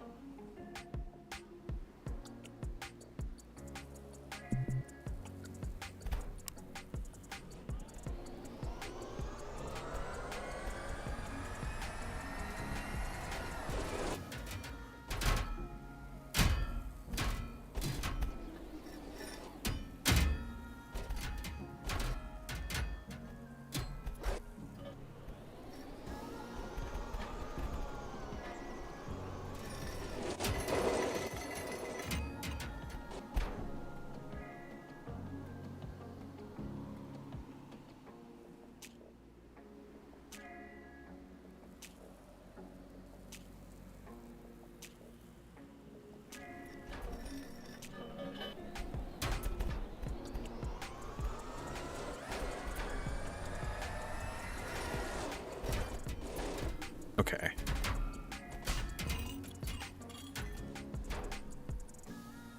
I think we're getting close.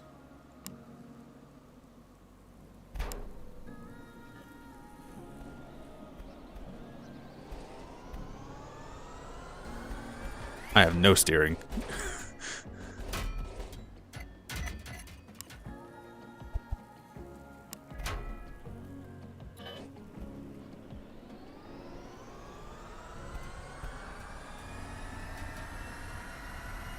Why do I not have right steering?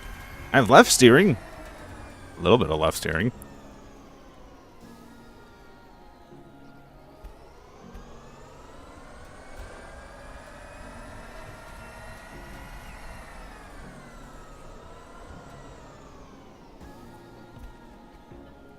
Why do I have, like, no left steering?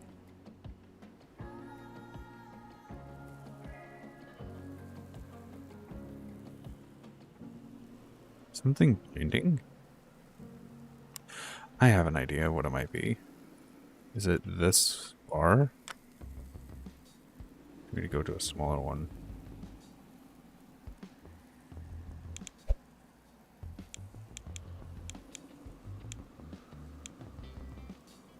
Or do I need to move these?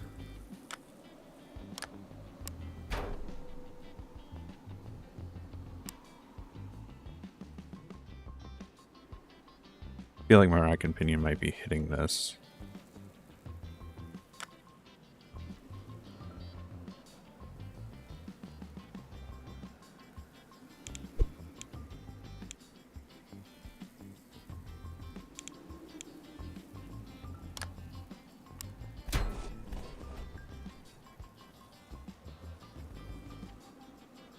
Yeah, I have like no right steering. I have all this left steering, but no right.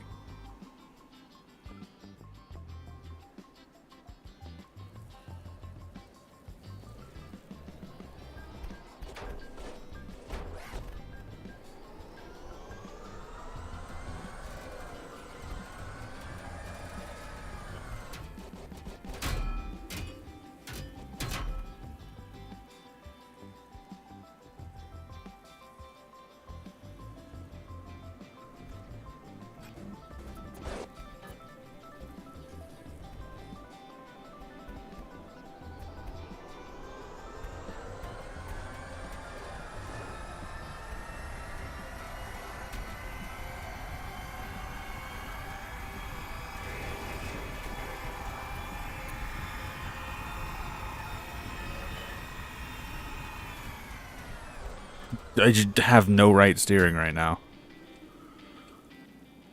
I have no clue what's causing it.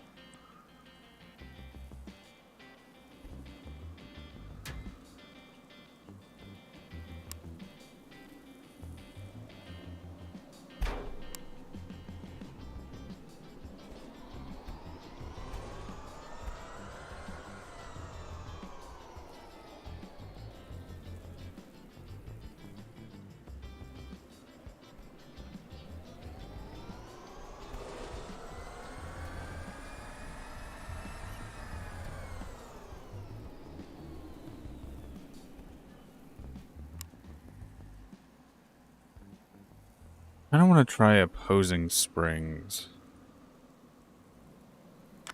What if I get rid of the springs right now? Let's just go back to linear actuator.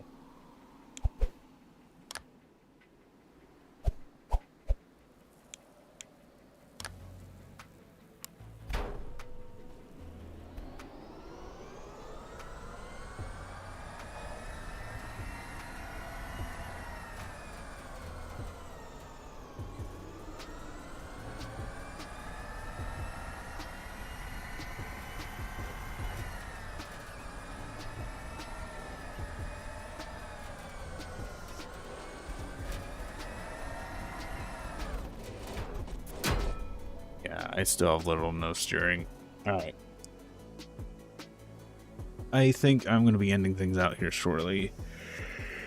I've been streaming for 3 hours and 40 minutes. I think I am about ready for a break and grab some food and stuff.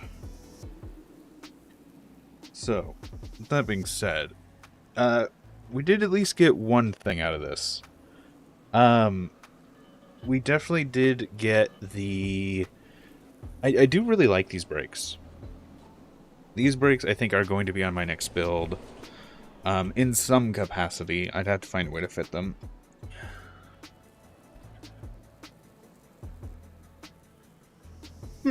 Also, having the rear differential lock on braking is probably a good idea. Unfortunately, the big grand thing that I was trying to build, the ABS system, just didn't work whatsoever.